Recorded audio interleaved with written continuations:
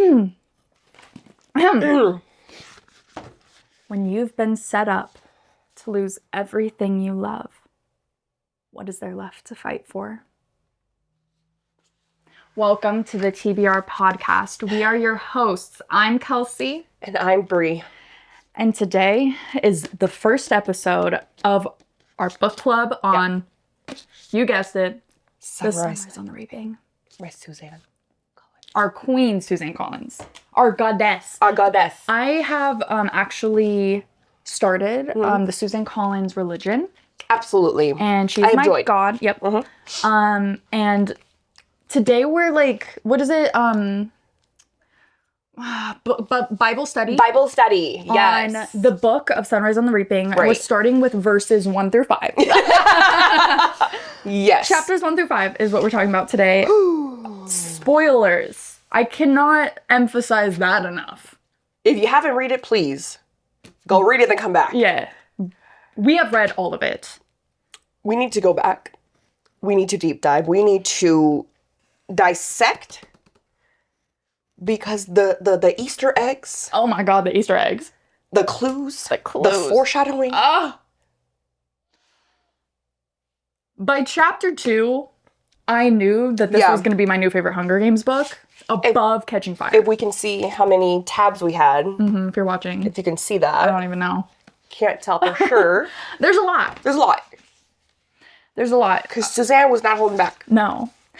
I will say, I am surprised by how many Easter eggs she had in here. Yes. But I was not disappointed. At all. Because, sometimes it can come off as, like, cheesy. Right, like, you're just trying to drop force a connection. No, didn't get that. Organic, beautiful, like, duh, that makes sense, like. Yeah. It was the puzzle piece we were missing. It's like, these have always been there. It wasn't just thrown in to make connections. Yeah. She knows what she's doing. She knows what she's doing, for real. Our God. Our goddess. Just take a moment of silence for Miss Suzanne. Thank you for this food, our brain food. Amen. A woman. A woman. Slay. It's the TBR Podcast. Okay. So let's talk about the quotes here. The first thing we see, we go for Richard Register. Who is Richard Register? Maybe I should look. And you know what? We respect that man. We respect him. You turn the page, and you are immediately hit. Boom, boom, boom. Yep. And I like to say that the first one is George Orwell. Right. And what books did he write? Right. 1984. Yup. Animal Farm. Yup. And Animal Farm? Can we talk about the dehumanization? Yep. The use of all the different animals in this book? All of those are banned books. And yeah, that too. And like, of course, I mean, you have all of this is propaganda. Yes. Implicit submission. She spells it right out for you right here. She's like, oh, just to make sure you're not confused. Yeah. This is what we're going through.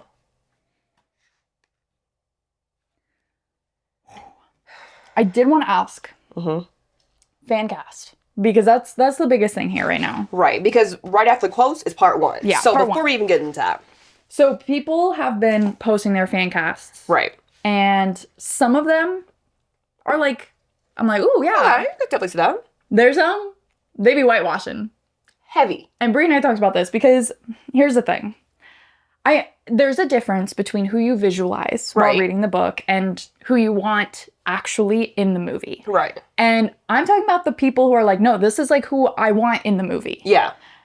And if you're whitewashing certain characters, I'm sorry, but you're wrong. Because we've had multiple movies. Yeah.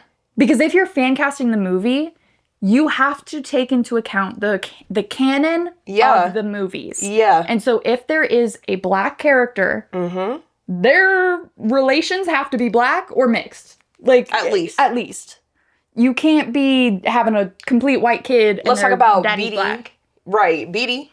That's a black man. That's the one that's like the biggest that I've been seeing is whitewashing his son. And it's not even like, but in the books he's technically white, so he's not. It doesn't It's ever never say said. that. It's never said. No. So when we go off the movies and he's cast as a black man, okay, moving forward. That character in the movie. In the movie he's black. Books, we can just put that same thing. Yeah. So if we're going to fan cast for a movie, yeah, the son's going to need to be black. If you're visualizing in your head a white kid, that's fine. That's your fine. visualization Whatever. while you're reading. Yeah. You know, like while I was reading, I saw Wyrus as the actress from the original movie. That's not age accurate. Right, same. Beatty. Also saw Beatty from, Same Beatty, yeah. Honestly, I kind of pictured Woody Harrelson. Me too. When I was reading. Me too. But it's like with that knowledge, like, but he's actually 16. But it's just like to have a picture in my head. Yeah. Yeah. But like that's not who I would fan cast at this point. Right. But who would you fan cast? I definitely agree with what you're going to say. Yeah. So Haymitch. Yeah. A lot of people are still doubling down on their fan cast of Walker Scobell. Which I agree. Well, I want to see someone new, but just to have a fan cast, you know, just to have someone, I think he's the closest. Like, I agree with that. Yeah. Before the books, I was like, I don't see a problem with it. Like, I could see it. But now, after reading the book, I don't see it. Really? I just think that Walker, like, I love him and Percy Jackson. Incredible, perfect casting for that. I just don't see it for this because... And maybe I'd have to see him, you know, play this sort of character because I don't think Percy is comparable to Haymitch. Absolutely not. And I don't see him, like, he's almost too sarcastic in a funny way, not in a I'm depressed way. But we're not going based off of, like, his portrayal of Percy, because that's that character. I know, and that's what I'm saying. I would have to see it. I see but what you what mean. from what like, I know. Yeah, okay. And so... I feel like I could see it, because, like, one, you know, he's the right age, the blonde curly hair, you know, all of that. But also, just from taking Percy, like, I could see him wanting to make a stand. Like, he has that, like, you know, F the gods type thing. Yeah. So I can see him doing that. I can see him also being the one that risks himself, that does the job by himself. I see that aspect, yeah. The connection with the friends, but also he's good to be on his own. Like, if you're reaching. Yeah. You know. But I do think if they were to cast him, like, I wouldn't be mad, but I do think it should be someone new. Yeah. I think it should be someone new or, like, yeah. Or someone just small. Like, we really don't know. I don't know, new. yeah. New to us. Yeah. Yeah. I also don't think he would be able to. Because they're going to be starting season 3 filming this year. And like, they're starting filming this year of the movie. So yeah, so that wouldn't work out. So schedule-wise, sorry guys. So now we know. He really won't be. Also, I hate all these I mean, hey. Nephew. Hate. Not hate. But hate. But hate. But when they're casting, like, Lucas Till, and when they're casting Tom Holland, and, like, all these grown men. Yeah. Like, I get in Hollywood, they'll, you know, grown men will play, like, teen, whatever, but, like, they don't look like they could be 16, you know? Like, the lowest age is, like, early 20s. Yeah. Yeah. Because, like, okay, you have a baby face. Mm-hmm. I mean, because all of the actors who were in Ballad, I mean, they were, like, way early older. 20s. And then, even... Oh, my voice just did a crack. even in Hunger Games. Yeah. You know, they weren't age accurate. So, like... But they at least looked younger. Yeah. Yeah. So, we don't need no 30-year-old man. No. We don't need Woody Harrelson in a baseball cap. No. Like, somebody new. Mm-hmm. And I kind of want it to be age accurate because, like, for the Hunger Games, especially this one that's supposed to be so brutal, you really need that shock factor of, like, as a kid. You know? And the fact that we're seeing 47 other tributes. Yeah. They're going to have so many kids. Mm-hmm. And they have to be... at least somewhat age accurate here. Right. Because it is so important with, like, his little doves. And, like, all of the younger people. Because that's literally the point here is Haymitch is being followed around by all of these young... like little ducklings type, you know? Little geese. Little geese. And so, like, the ages are going to affect this adaptation. Okay, fan cast. Maisley. I see... Go ahead. You go. No, please. No, you go, because I gotta look up her name again. Okay, so visualizing in the books. Yep. I don't know if you know her name. The character. I can look her So up. I visualized a Hunger Games, a career, the blonde girl. Levin Rambin. What? Levin Rambin is the actress who played Glimmer. Glimmer. Boom. So I pictured Glimmer, just because, like, blonde, you know, she could be a mean girl. She has that strength to her, and, you know, she's the Hunger Games at the right age type thing. So I just pictured that, or visualized that. But fan cast, I didn't have any idea. Like, the whole thing was just, like, I just visualized the same characters, and then just a vibe for everyone else. I saw a lot of, like, TikToks of people's fan cast, and I was influenced. So a lot of y'all influenced And I mine. hadn't seen anything yet, which I was like, I should have deep dived into that, But no, but yours? for Maisley, Yeah. Catherine Newton. What's she in? In case they don't know. So she was in Lisa Frankenstein most recently. And then I know her originally. Yes, sir. Yeah. From Supernatural. Yes. And that She character- always plays that, like, surrogate daughter for, like, a rough guy. I'm pretty sure. And Was it her? In Supernatural, she gives that, like, kind of, like, mean girl attitude that Maisley has, but then you can't help but love her. Yeah. And that obviously is perfect for Maisley. Yeah. And then therefore, I think that she would have to play Merrily. Right. Because I see them as identical. I see them as identical as well. Especially because at the end, Yeah. Hamish sees Merrily, right? Thinking it's Maisley. So, I think that. Absolutely. Wyatt. Wyatt. The Oddsmaker. You know who I picture? Who? And it's not, well, maybe age, he could do it. Is his name Wyatt too? Olaf. He was in, let me look. It is him. Oh! Yeah, Wyatt Olaf. He was in, It. Yeah. Yeah, that's who, I don't know how old he is now. Oh, he's 21. But he looks like he could But definitely like the kind play. of curly hair. Yeah. I could see that. Okay. I could also see, since we're on the topic of Percy Jackson, Charlie Bushnell, who plays Luke. Yes. I could see him as well. Because he also gives that stoic. Yes. No. Him? I'm gonna fan cast him. Yeah, he That was also good. gives seam. Yeah. Because he's, you know. They have like the darker tone skin, Exactly. a little darker hair. Yeah. No. That's it. Okay, so officially, Charlie Bushnell from Percy Jackson, who plays Luke. He is our Wyatt. Yes. I forgot the other girl's name already. But she's our... Catherine Newton Catherine Newton is our Maisley. Maisley and Merrily. And Marilee. You know who I see as Astrid, Katniss's mom? You're gonna hate me for it. What's her name? Wait. Katniss's mom? Yeah? Astrid March? That's her mom. No. What? Wait, what are you saying? Astrid Yeah. March in this book. Yeah. That's Katniss's mom. Yeah. Yeah. Who I'm fan casting. You haven't fan casted yet. I have.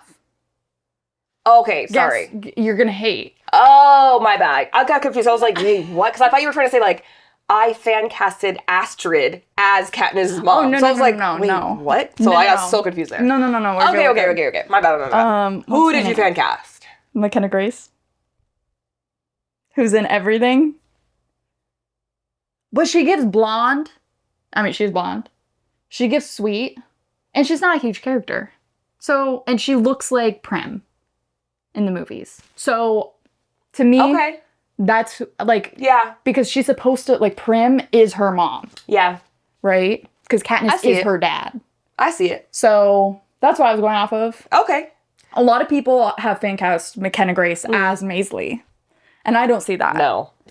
Absolutely not. I see the other girl. Yeah, we need a Catherine little Newton. more A little rough. Yeah. Yeah.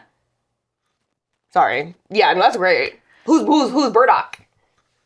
Katniss's dad. I have who is not- Hamish's bestie. I didn't fan cast that. I don't have I anyone. not him, but like something that gives this. Songbird and Snakes. Yeah. Lucy Gray. Yeah. Well, the actress of Lucy Gray, her boyfriend or ex. But like someone that's like that look but younger. Yeah. You know, a little burly, a Yeah. little brown hair, but like younger. He has to look seam. Yeah. Yeah. But okay. The people Anyways. I do know. Yeah. Effie, Elle Fanning. I love that. Because she's supposed to be like early 20s. Yeah. And so, Elle. I mean, would you do her and her sister as her and her sister? Well, Elle. I mean, I know she's way older, but... No, I don't think so. Okay. No. I'd be like, oh, I didn't know, like, what did they do that? No, but I do love her too. Yeah. Miss Dakota.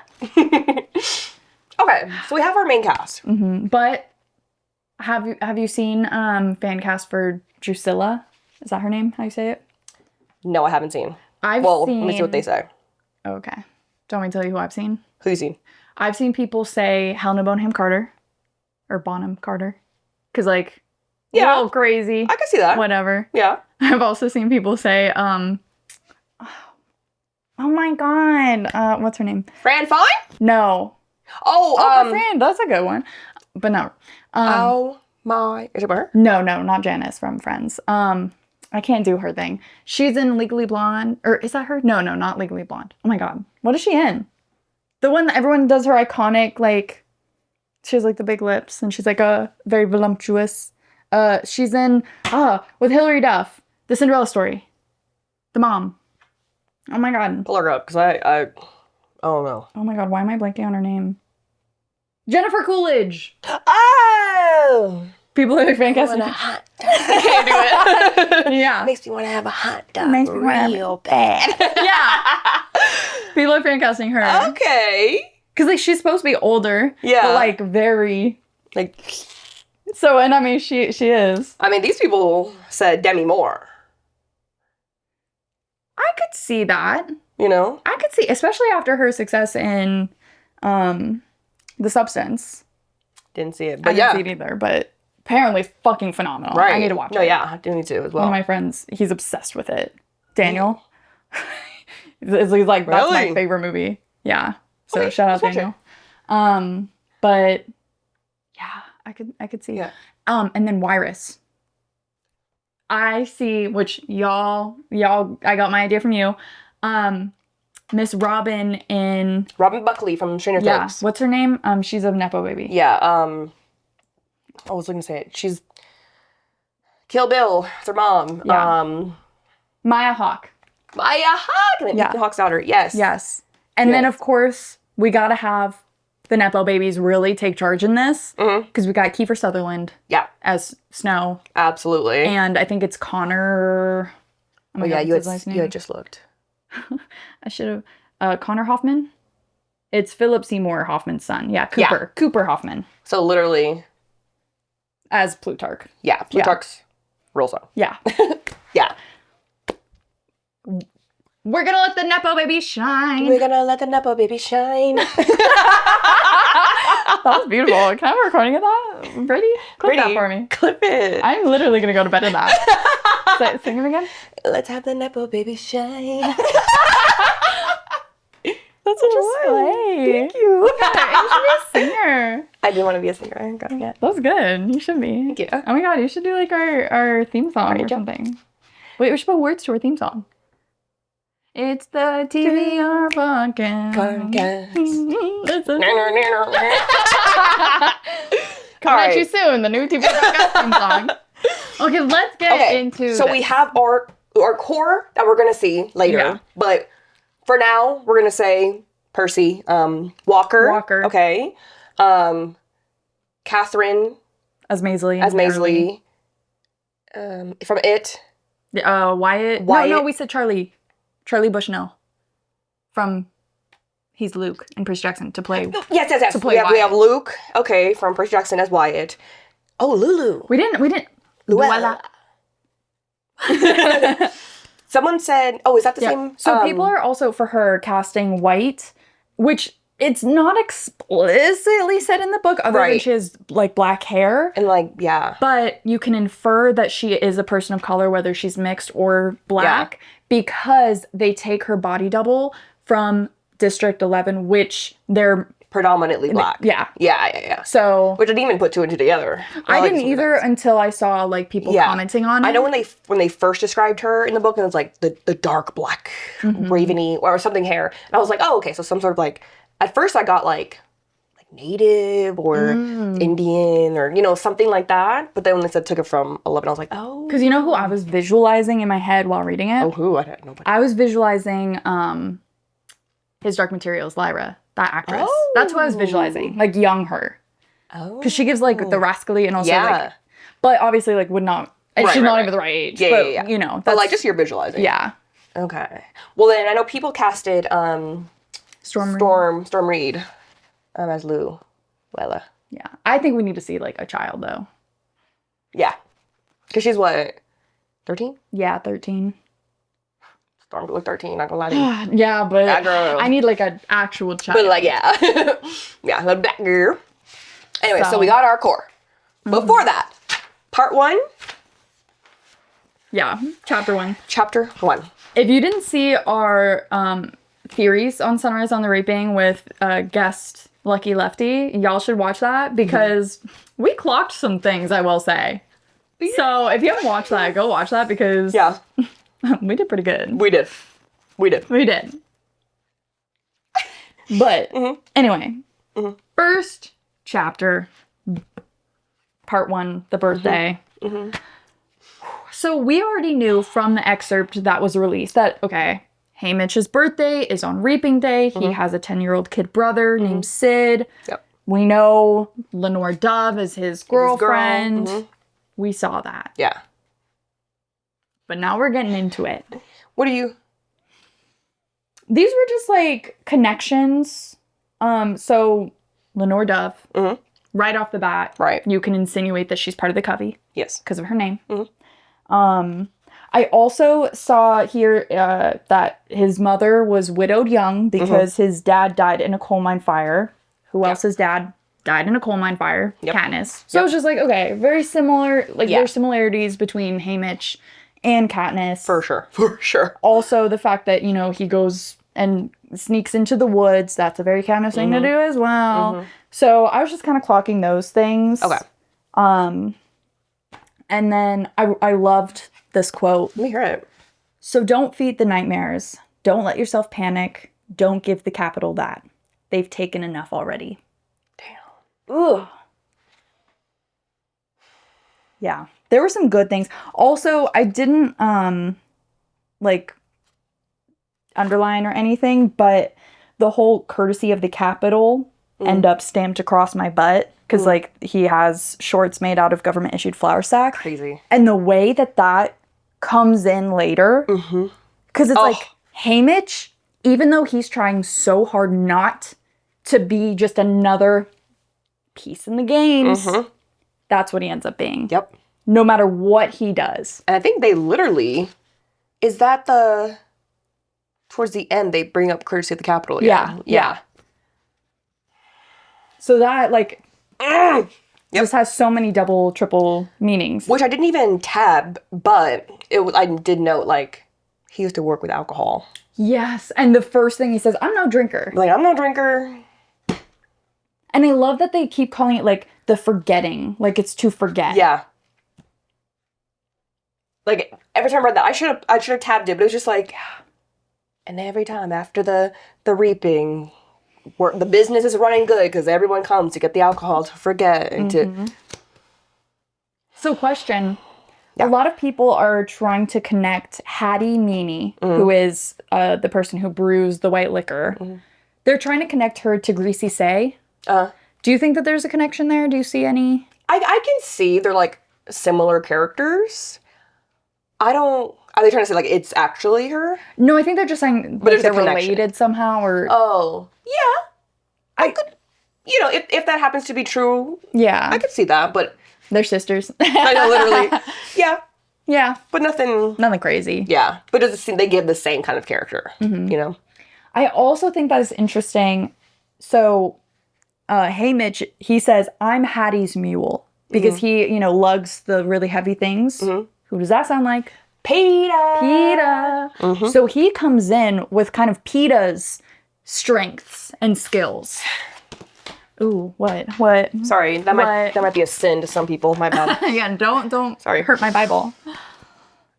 Isn't it just crazy? Oh my God, what's crazy? We're literally saying it right now, but he is PETA and he is Katniss in the same.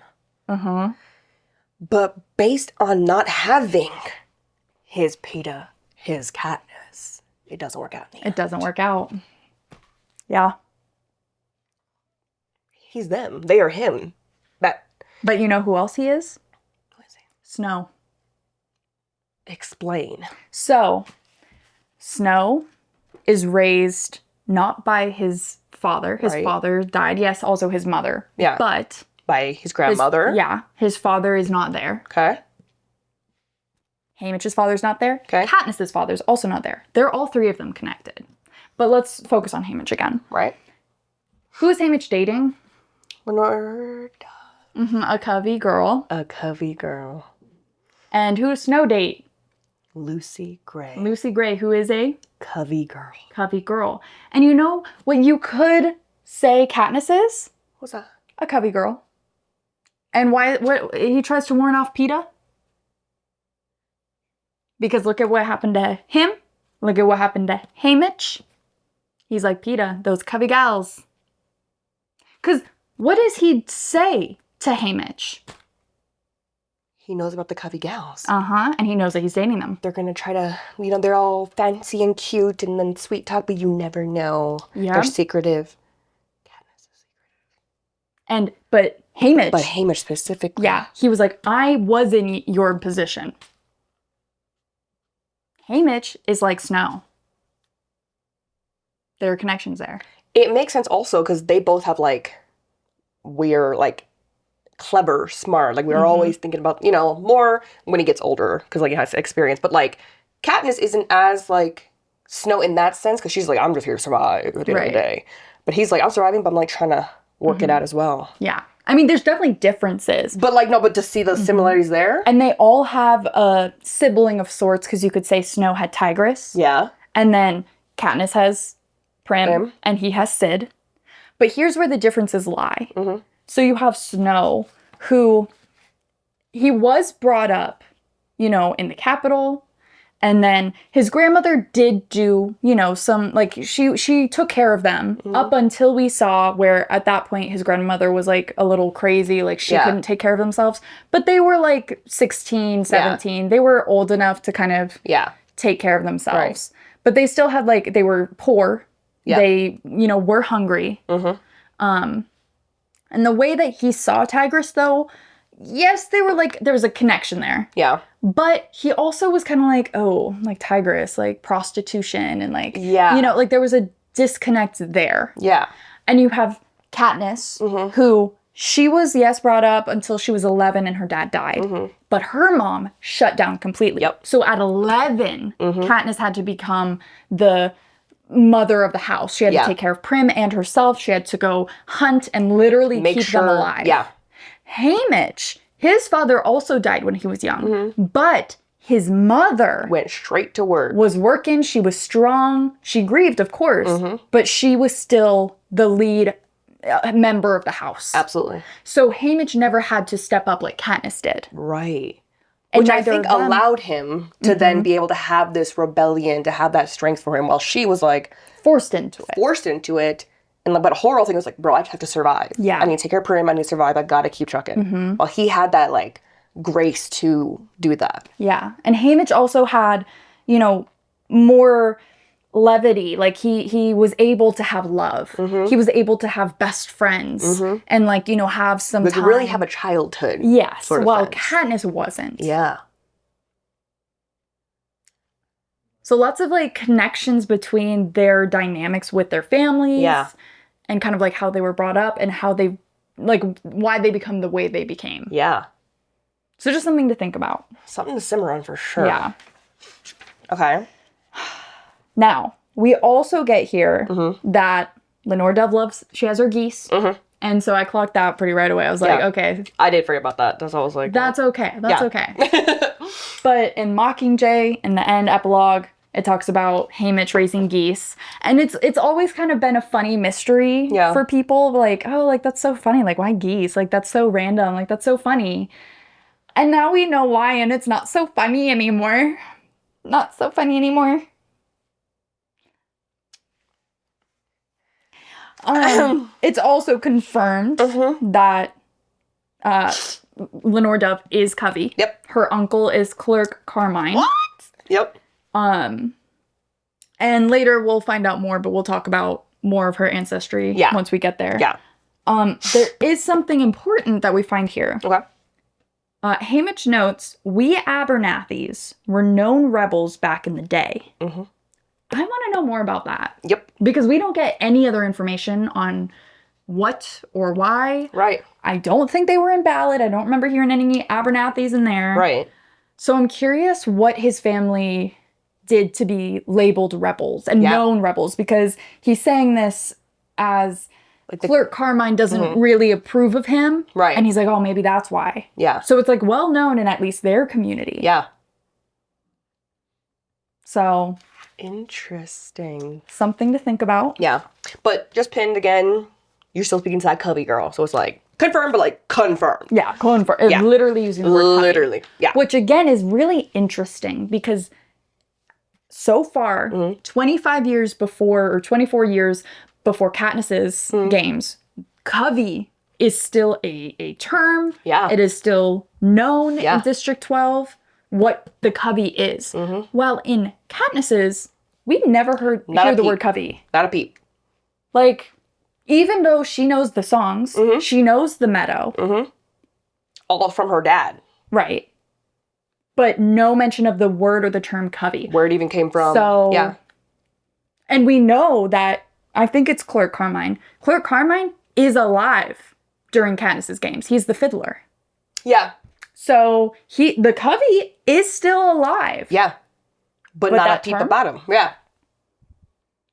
Interesting. Okay.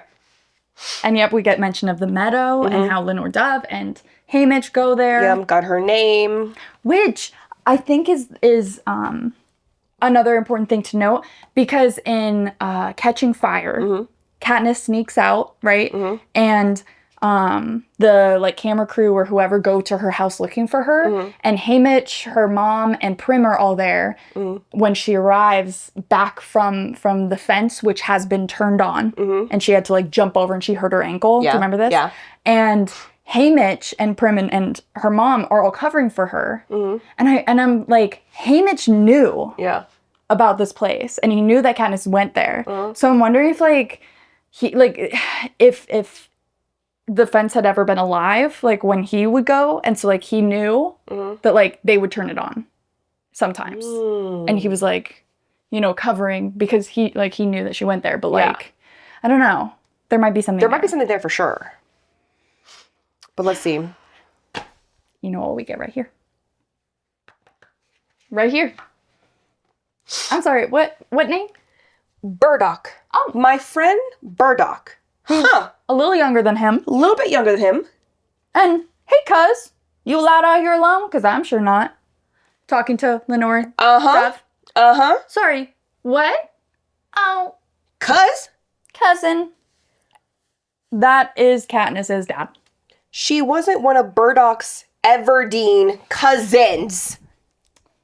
But I knew he had someone dissed on his ma's side. Yep.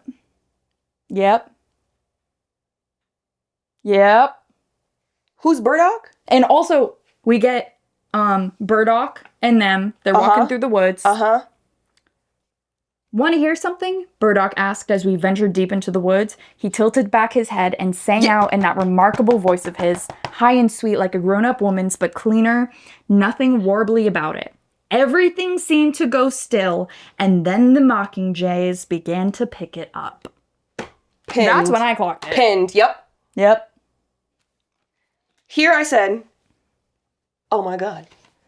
It's her dad. That's her dad. Go right here. Cousin. Wait a minute. Everdeen!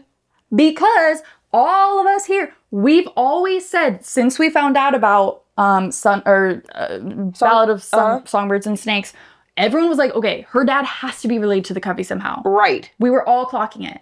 And we were right, in a way. Yeah. I always thought, I was like, okay, maybe it's Maud Ivory. It's like his grandma. That's what I was thinking too at the time.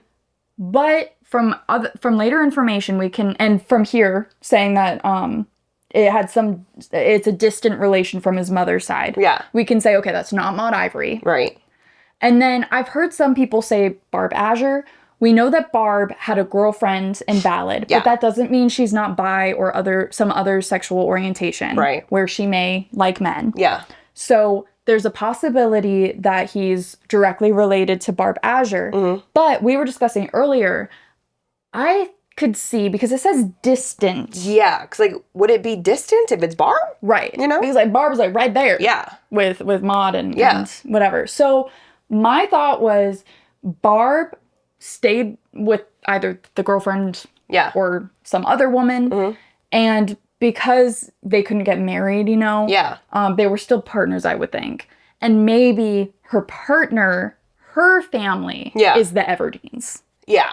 And therefore, like, it's through marriage relation. Right. In a way, like, obviously it wouldn't have been a legal marriage, but it's still through the distant, because, like, it fits so it's not a blood relation. But there's still a connection to the Covey. Yeah. And I could totally see them still being brought up as Covey. Yeah. Because it's like, you're all, like, you know.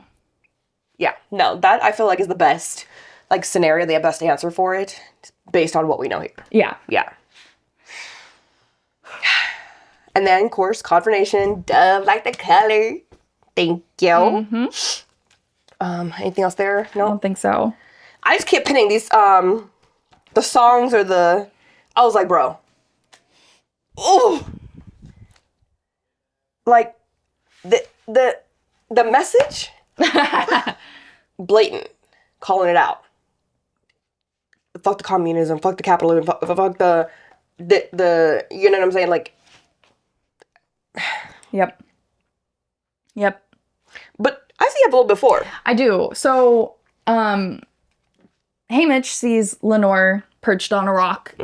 And it says the sunlight picks up the hints of red in her hair. Now, a lot of people are also fan casting, what's her name? Sadie Sink. Oh, okay. As Lenor. Which I'm sure she can sing beautifully and she's a great actress and she looks her age. But it says hints of red. She's not redhead. Yeah. But it does say hints of red. And that had me thinking. Okay. We all know the fates of all the redheads in Hunger Games. They do not have good ones. You got Darius, who gets his tongue cut out. He's the peacekeeper who helped Katniss. And he becomes an Avox. You have Foxface, who she him. She did that to herself. But, like, she ends we don't know. We think so, though. But she dies. Yep. So the redheads don't got a lot of a track record. Yeah. Not a good track record. And we already know Lenore Dove is gonna die somehow. Right. Based off of, you know. Just a little hint there for that. Absolutely. That's not very good. But then here. So Clerk Carmine and her other uncle, Tam Amber, have raised her since her ma died in childbirth. Seeing her pa's always been something of a mystery. They're not blood kin, her being a Baird, but the Covey look out for their own. And that, to me, that's Maud Ivory. It has to be. Yeah. Because I don't think it's Barb. No. I think it's Maud Ivory is her, because they were literally cousins, her and Lucy Gray. Yep. So that...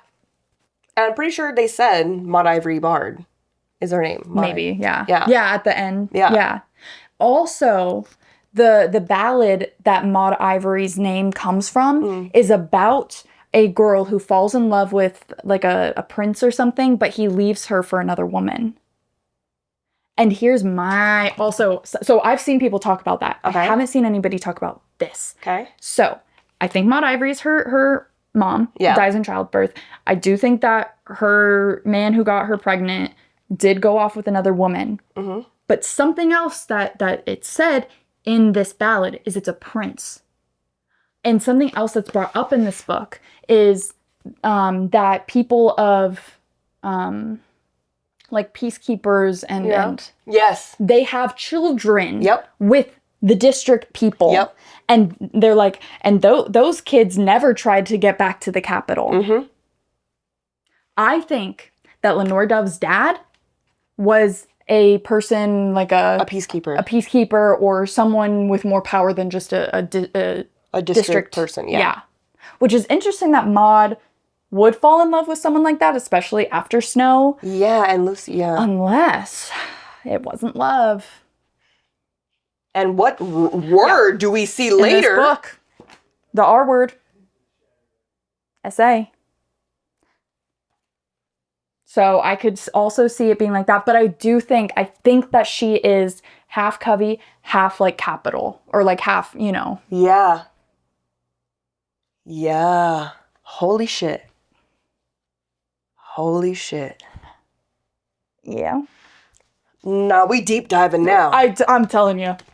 What are we? Page 8. Literally. And how long has this video been going? Literally. Yeah. Oh my god, that makes perfect fucking sense. Yeah. Is there anything else on that? Just same because I know the song's gonna come up later, you know. It's not a song they let her play at the mayor's house. The song there, I know The we're goose hearing song, yeah. the other songs, the mocking, the main one. Yeah, the hanging tree. Hanging tree. But, yeah. Mm-hmm. But also see, like, how rebellious she is. Oh, yeah. She's very much like, fuck the Capitol, bro. Mm-hmm. So I love that spirit in her. Oh, absolutely. Yeah. So you have something up here. What do you have up I know, here? I gotta, like, see what we got here. Oh, I just like how she said, like, that's just a teaspoon trouble. Wait, that's a teaspoon of trouble in a river of wrong. Because I feel like Lucy Gray had said that, or like, she says like those little things. So I'm just like, oh, Lucy Gray. Yeah. You know, just like remind me of her. Yeah. I also like this quote here. I think the same thing. Because the reaping's going to happen no matter what, I believe. Sure as the sun will rise tomorrow. And then Lenore Dove is like, oh, well, that's faulty logic, blah, blah, blah. And that's part of our trouble. Thinking things are inevitable, not believing change is possible. Yep. And what is, like, to me, that's a perfect definition for implicit submission. Mm-hmm. Because it's like, you're, like, you know that you're, like, being oppressed. Yeah. But you've already come to terms with it, and you're like, well, there's nothing I can do about it. Right. Because you're not believing change is possible, thinking that things are inevitable. If we take that out to our world. Yeah. Leave it at that. Leave it at that. But yeah, and then plus the little connection with sunrise and the reaping. I know it's his birthday, but also like, sure as the sun will rise tomorrow. Like, just baby. Yeah. Yeah. I didn't say anything here, but I just saw this. Lenore Dove says, can you imagine it rising on a world without a reaping? Mm-hmm. And to me, that's a very Gail Hawthorne thought. Ooh. Because you remember in Hunger Games when they're out right before the reaping in the meadow, and he's like, yeah, like they're talking about having kids, and he's like, yeah, but if there weren't games, and she's like, well, there's always going to be games, and he's like, yeah, but if there wasn't, that's interesting. Yep. Plus, I feel like that's going to tie in. Can you imagine it rising on a world without a reaping? Sunrise on the reaping. Right. Later, we're going to see the sunrise on the reaping, but it's her birthday, but there's no reaping. Yeah. Not on my birthday. And we're going to see that soon-ish, baby boy. Yeah. And now we're getting the literal cover of the book. What is it? So, he's got a little object. Happy birthday, hey Mitch. Got a little object. He sees a little bird, and a little loopy, and a little snake. Interesting. What is this? A fire starter. A fire starter. Because also, you can kind of see the symbolism in that. Fire starter.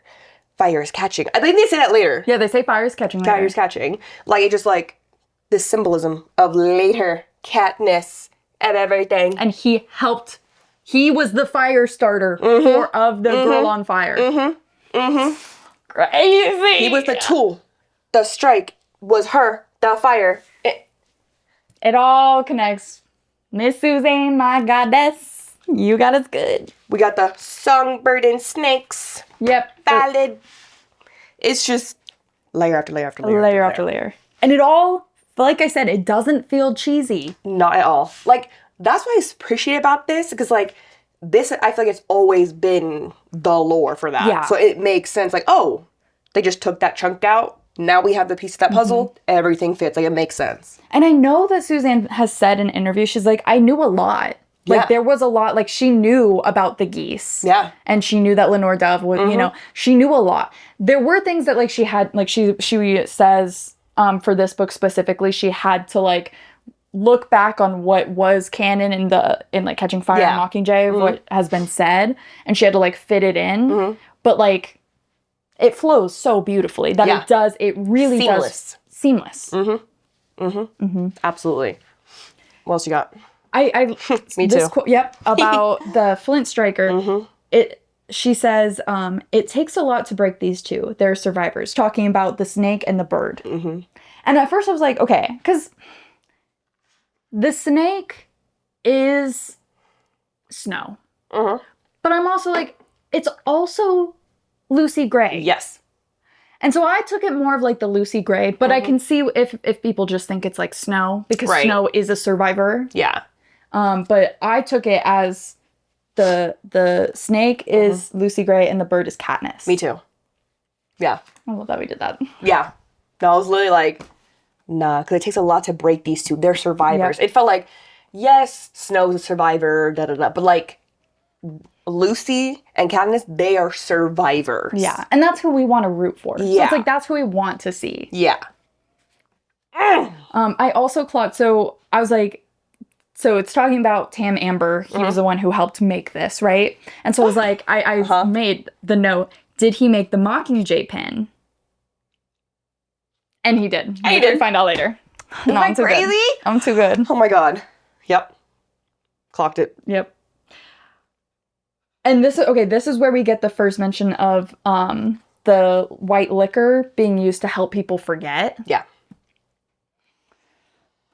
Which just hurts. It just hurts.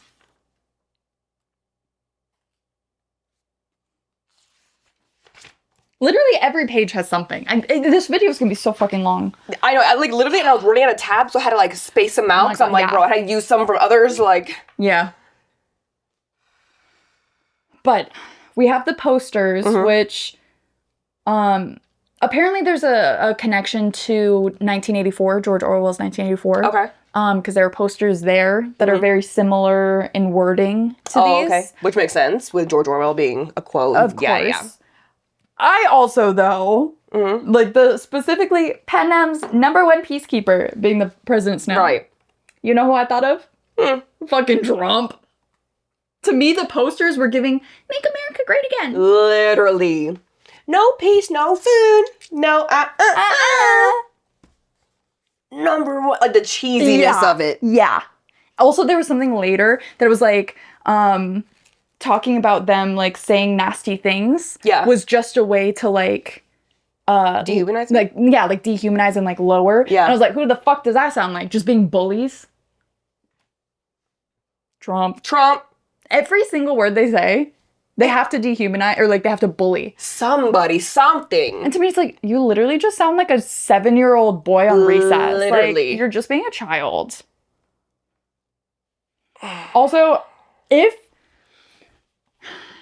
anybody comments saying that this book isn't political, you're actually fucking stupid. I'm sorry. Like, that's There's not even... no way. Like, are you stupid? I'm sorry. If you don't think this book is political, mean, they are stupid. Yeah. But, like, we're gonna bully you. Yeah. And if that makes us this, then okay. Then fine. I guess I see it. But at least we're understanding. Yeah. I'm sorry. Like, because I've seen TikToks of people being like, yeah, all those people who don't like this book, we know why. Yeah. We know why. Yeah. Yeah. But I will say, I think this one has been the most political. Or maybe I'm blatantly political. Blatantly, I right. think. And the most, like, what do you say? Like,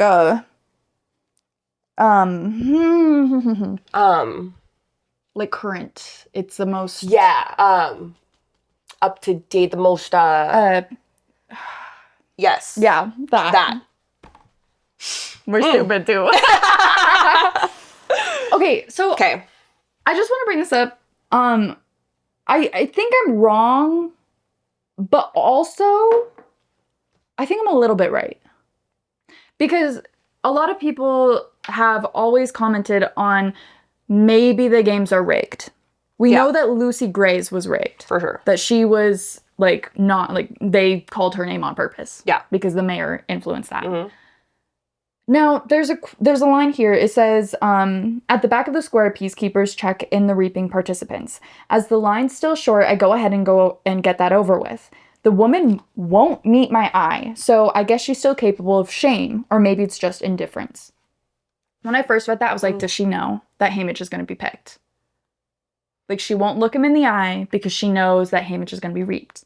Well, later, obviously, we find out that Haymitch's name... It was an illegal. Wasn't even. Yeah, it wasn't ripped at all. But I'm just wondering if, like how often games are rigged. And, like, what does everybody know? Like, would this peacekeeper know? I mean, we know there was because, like, Beatty's son. Right. You know? So, I don't think it's, like, every time, but I can definitely see, like, some people get reaped on purpose, you know, for punishment, for a rebel family, whatever. Yeah. I think in the games, too, they obviously target them specifically. So, like, yeah, it's rigged. But I don't think it's, like, they already know which individuals for each games. Got you. Yeah. Yeah. We also get... Astrid March! I was like, bro, we just got his dad. Yep. The best friend of Haymitch got him. Singing, in the woods, hunting, knowing all these things.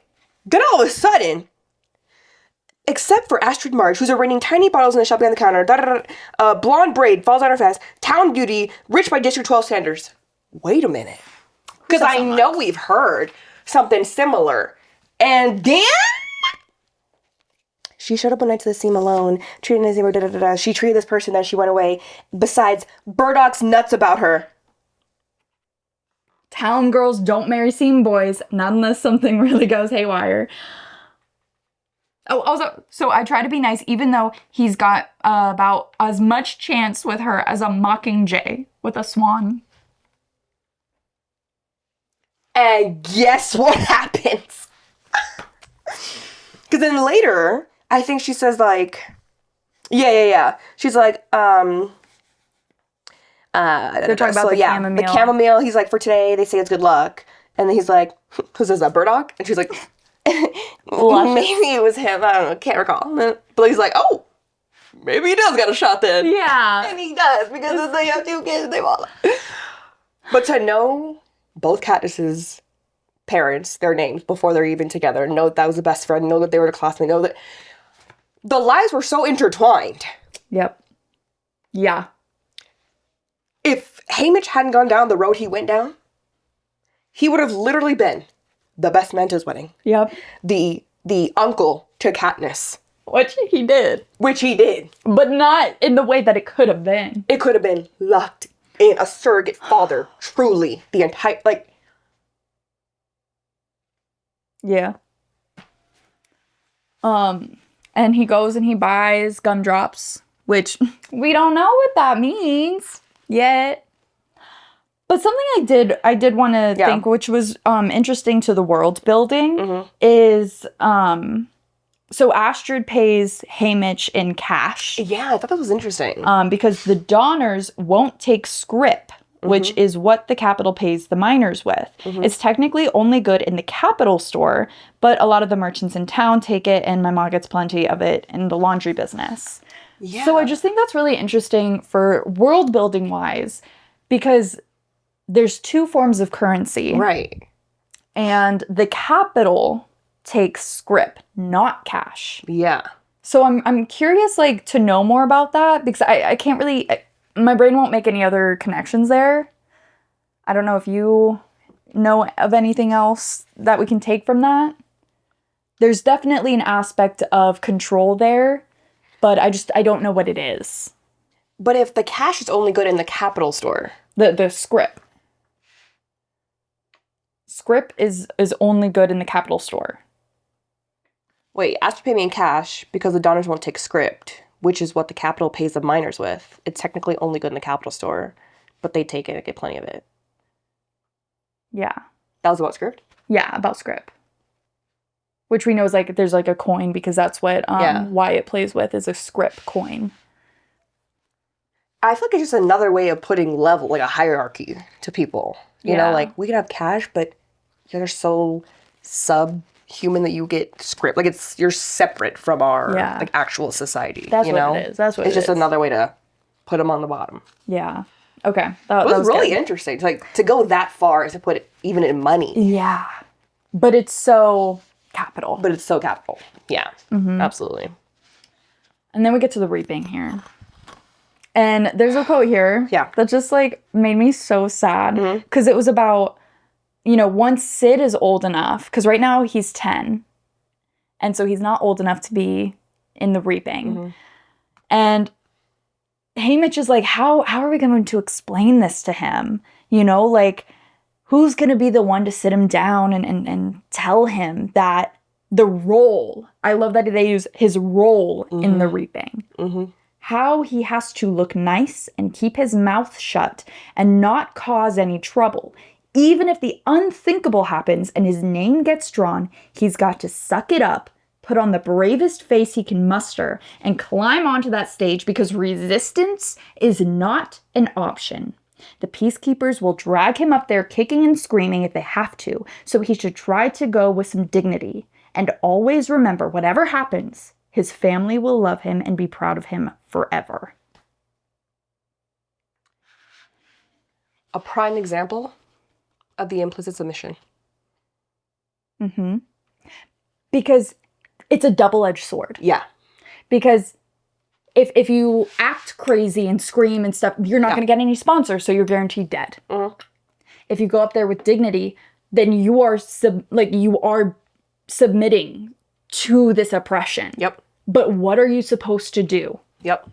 You have to play along to somehow find a way to survive. But if you resist, you're guaranteed dead. Guaranteed dead, which you could already... It's just the fucking mind games to this. The absolute mind games. And then you really get the fact that Burdock and Haymitch are actual besties. Like, they're messing around. They have another friend, Blair, which I know a lot of people are kind of fantasizing that he's a Hawthorne. Which it's never confirmed.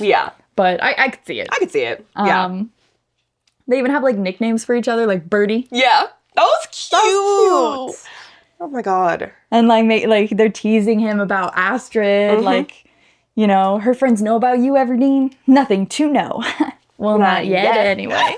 So cute.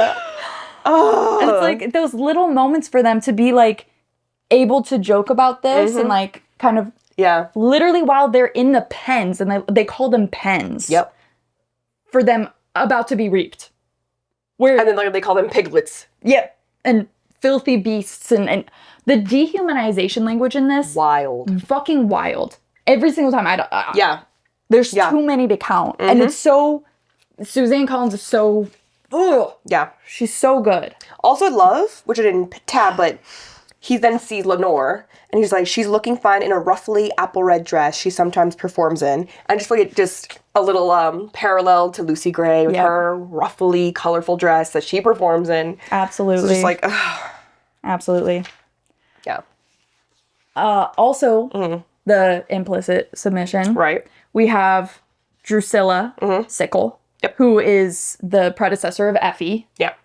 And she's in this just garish, yellow, extreme outfit that's just ridiculous. But no one laughs, though, because here she's the face of evil. And she truly is like, I'm with the capital. She's in that, like, crazy. y'all are disgusting. We're dehumanizing the bottom of the fucking barrel. Effie, a little brainwashed, a little dumb, a little ditzy. She's still thinking it's like an honorable thing, but she's still like kind to them, you know. So it's like, you see the difference completely. And then it's like it's just straight into the reaping. And so Luella McCoy. And so her and Haymitch, they're neighbors. They know each other really well. You know, even Blair and Burdock know her, tensing up. She's 13, and so the only mention that I know of is here flipping her black pigtails over her shoulders. So I think that's the only mention of any sort of coloring on her is the black pigtails. And the pigtails just making her seem so much younger. And then, of course, you have Maisley Donner. The second. My girl. And we love Maisley. We love Maisley. But you have Haymitch just relief. Because it's not Lenor Dove. It's not Lenor. So, that's nice. Right? Then we get to the boys. And then we get to the boys. Wyatt Callow. Okay. Haven't seen him. Yeah, he lives on the other side of the seam. Yeah. But it's crazy, he was almost on his 19th birthday. It's like he literally just missed it. Yeah. Oh, that's hard. And then, boy number 2, Woodbine Chance. I say, what? Not Haymitch? I was like, what? What? I literally, like, there's... what? Because then I'm like, okay, did something, like, he dies, so they have to, like, re-pull a name or something? Which is what In happened. a way. What? So he runs. Woodbine runs. Yep. And they shoot him point blank in the head. Well, not point blank, but... Yeah. And... Does he... So, real quick. Yeah. So, the, well, talking about his family, the chances reek of it. You know, they've lost more family members to the rope that I can keep track of. Rumor has it Lenor Dove might be related to them on her paw side. He's not... The chances aren't any type of covey. That would... If we're supposed to go with the peacekeeper. Because it says her dad... Yeah, on her dad's side. Okay. So, we don't really know. Yeah. But they are the Booker boys.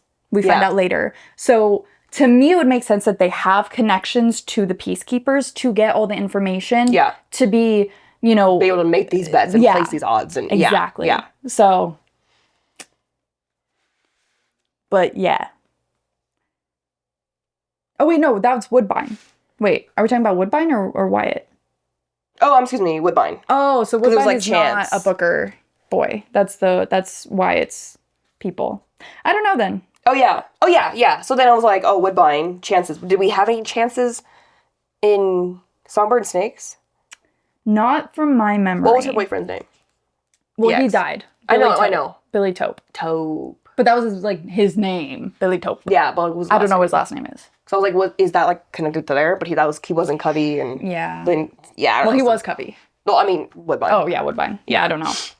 Anyways, I was like, I didn't know. It was kind of like something was there, but I didn't know. I don't know. But he runs and they shoot him. And the screens go dark and the flag appears. So what's interesting about this, on to chapter 2, by the way. Yeah. Is now we're getting a lot of the behind the scenes of how it's all filmed and edited and stuff, which is also really interesting because, you know, even though things don't go like as perfectly as a reaping should in Katniss's games, she volunteers. Yeah, so that's something they want to get on Yeah, camera. they want to see. So, like, we don't get an opportunity to see the behind the scenes. So, like, this is really interesting. Because then, I mean, there has to be instances, obviously right here, where, like, they're pulled, like, they run, or, you know, so, like, what happens then? Yep. And so we learn that there's a 5-minute delay on all reaping things. So, which I'm pretty sure probably was put on purpose because of something else that happened. Like, I don't know if it was as, if it was Lucy Gray's. Did they? Because I remember for her, she did the snake thing and whatever, and sang. And I know he was watching it, Snow. Yeah. Did it turn off too? No. So I think that, like, maybe after that, Snow implemented it. Like, I could see that being the catalyst. But maybe there was something else in another games that, like, was the catalyst. Also, before though. Oh, yeah. Out of the corner of my eye, everybody goes around me follow suit, but Ortho Malark. I didn't even circle that, but yes. Peter's dad? Yep. What? I mean, there's nothing crazy about him, but it's just like, yep. Peter! And Burdock is the one that, like, gets him to go down. Yeah. Anyways. Yeah, 5 minutes, we learned that. And then we need another boy. Yep. And the only reason that Haymitch is that boy is because he goes to defend Lenor Dove, who's, like, trying to, you know, get past the peacekeepers with the mother to try to get to his, Woodbine, his mom. And in a way, you can make the connection that Haymitch, no, he didn't volunteer, but this, in a sense, is him volunteering because he was going to protect his girl. And Katniss, obviously, was not supposed to be in her games either. Yeah. She volunteered. So another... To protect her girl. sister. Yep. So another little parallel here where Haymitch could have been the Mockingjay. It just... all the other things didn't line up. Yeah. And then we get Plutarch. And then Plutarch. Plutarch reveal. I was like, what? Plu? And we also get more of, like, I think this is, like, the real first use of the dehumanization language of, on your feet, you district pigs. Yep. From, Drusilla. Yep, Drusilla. Play this right or I'll shoot you myself. Mm-hmm. You know, just very... way different than Effie. She also has, like, a whip like thing a whip, yeah, on her leg. Yeah. Which it's like, that's a weird thing to have. Like, yeah. I wonder how many times she's used it, though. I know. Effie would like, I'm not touching any type of weapon. Jesus. Yeah. And so, yep. And then again, it's like, you have to go along with it. Even, like, they're like, okay, we're going to redo Wyatt being called as well. And it's like, like, what else is he supposed to do? He just, okay, go back into place. Yep, walk forward when my name's called. And then, of course, Haymitch, okay, yep. I guess I have to just go with it. I feel like the shock. Well, yeah. Okay, we found a replacement. What's your name? Haymitch Abernathy. Like, yeah. It doesn't even hit, like, he didn't get called. Mm-hmm. So you don't even have that to be like, holy shit. All of a sudden, yeah, okay, oh, cool, it's you. Name, all right, let's get this going, let's do this. Yeah. And then when he is called, of course, we have them trying to get a shot of Lenor Dove. Yep. She isn't crying, so Plutarch won't get his tearful goodbye. Not from her and not from me. They will not use our tears for their entertainment. Mm-hmm. Slay. Yep. Like, nothing else that I can say there. Like, wild. That's, yeah. Because who knew he was illegally raped? Yeah. Yeah.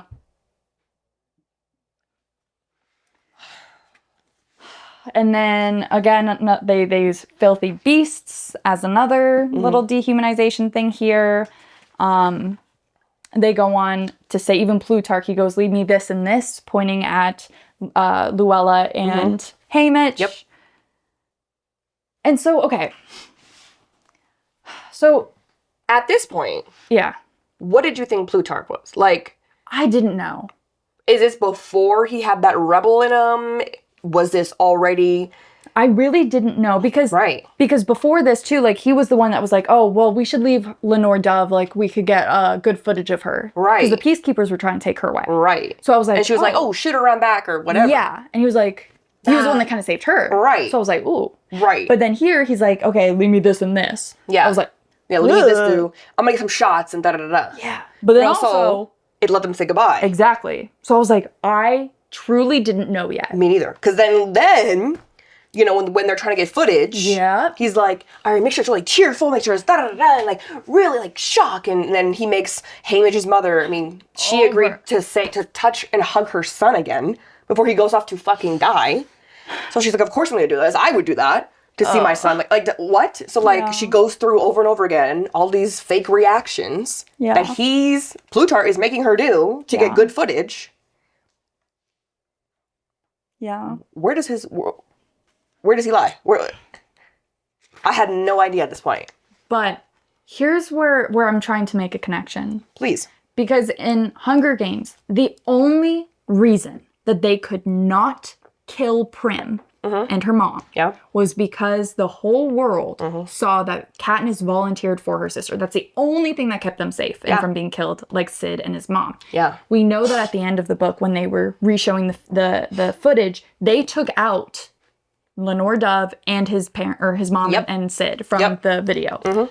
Because it wasn't essential to him being called, right? Yeah.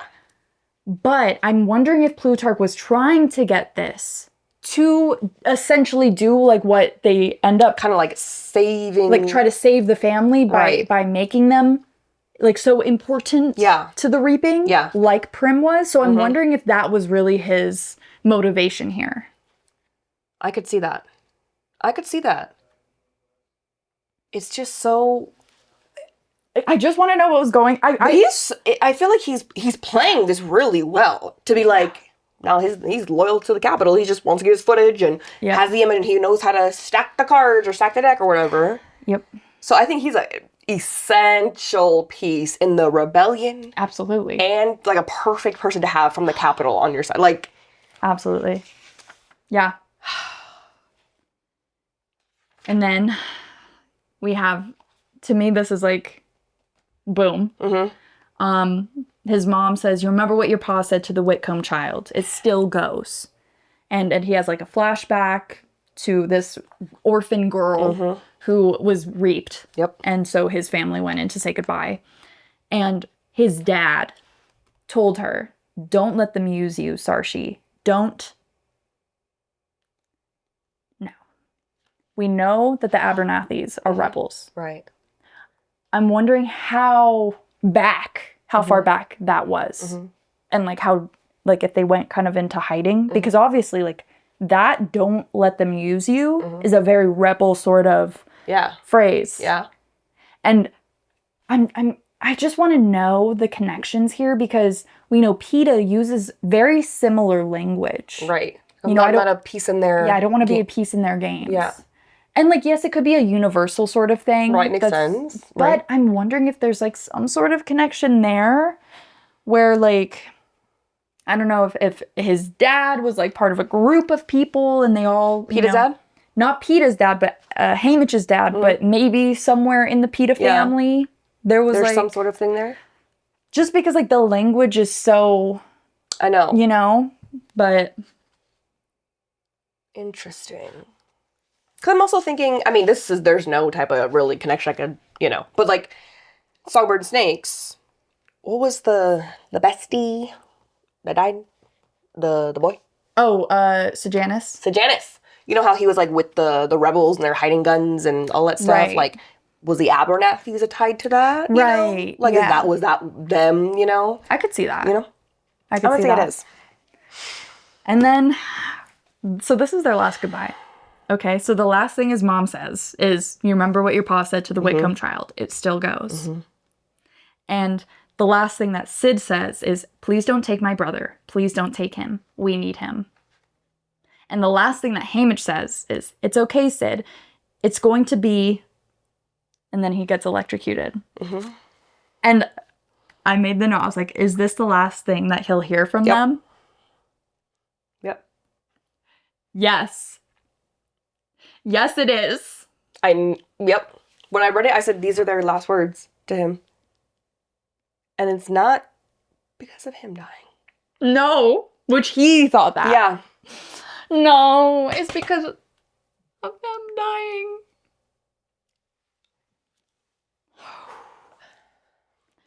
But this last bit fucking slayed me. The visual? They better and I know they will. Oh, yeah. Put this in the movie. That's when I see Lenore Dove. She's up on a ridge, her red dress plastered to her body, one hand clutching the bag of gumdrops. As the train passes, she tilts her head back and wails her loss and rage into the wind. And even though it guts me, even though I smash my fists into the glass until they bruise, I'm grateful for her final gift, that she denied Plutarch the chance to broadcast our farewell. The moment our heart shattered, it belongs to us. Shut up. It belongs to us.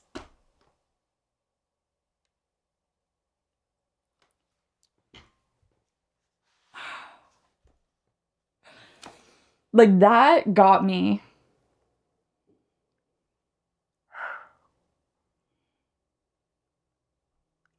That got me. That got me good. And that's how I'm like, 2 chapters in. Yeah. To me, this is going to be better than Catching Fire. And to me, it is. It is. Bree. They're so close. They are so close. No, tell them what you rated it. I can't even wait until the last one. Tell them what you rated it. I rated this 4.75. No, before you rated it 4.5, and then we talked about, and then you said 4.75. Yes. But it was just because of the ending. If I could, this is a 6-star book. This is a 6-star book to me. Catching Fire, that's a 5-star book. This is a 6-star book. I never have the want, the need to write directly in a book because, like, sacrilege. Yeah. This is my fucking Bible. I wrote in this shit. I highlighted in this shit. Underlined. I never do that. Circled. Yeah. And the fact that I did.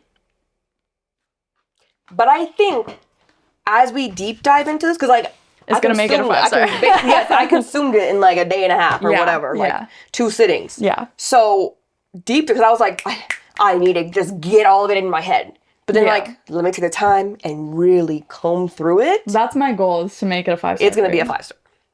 Right now, 4.7, but just because the pacing at the end, but we'll get there. Yeah. But I already know that it'll probably end up being 5. Yeah.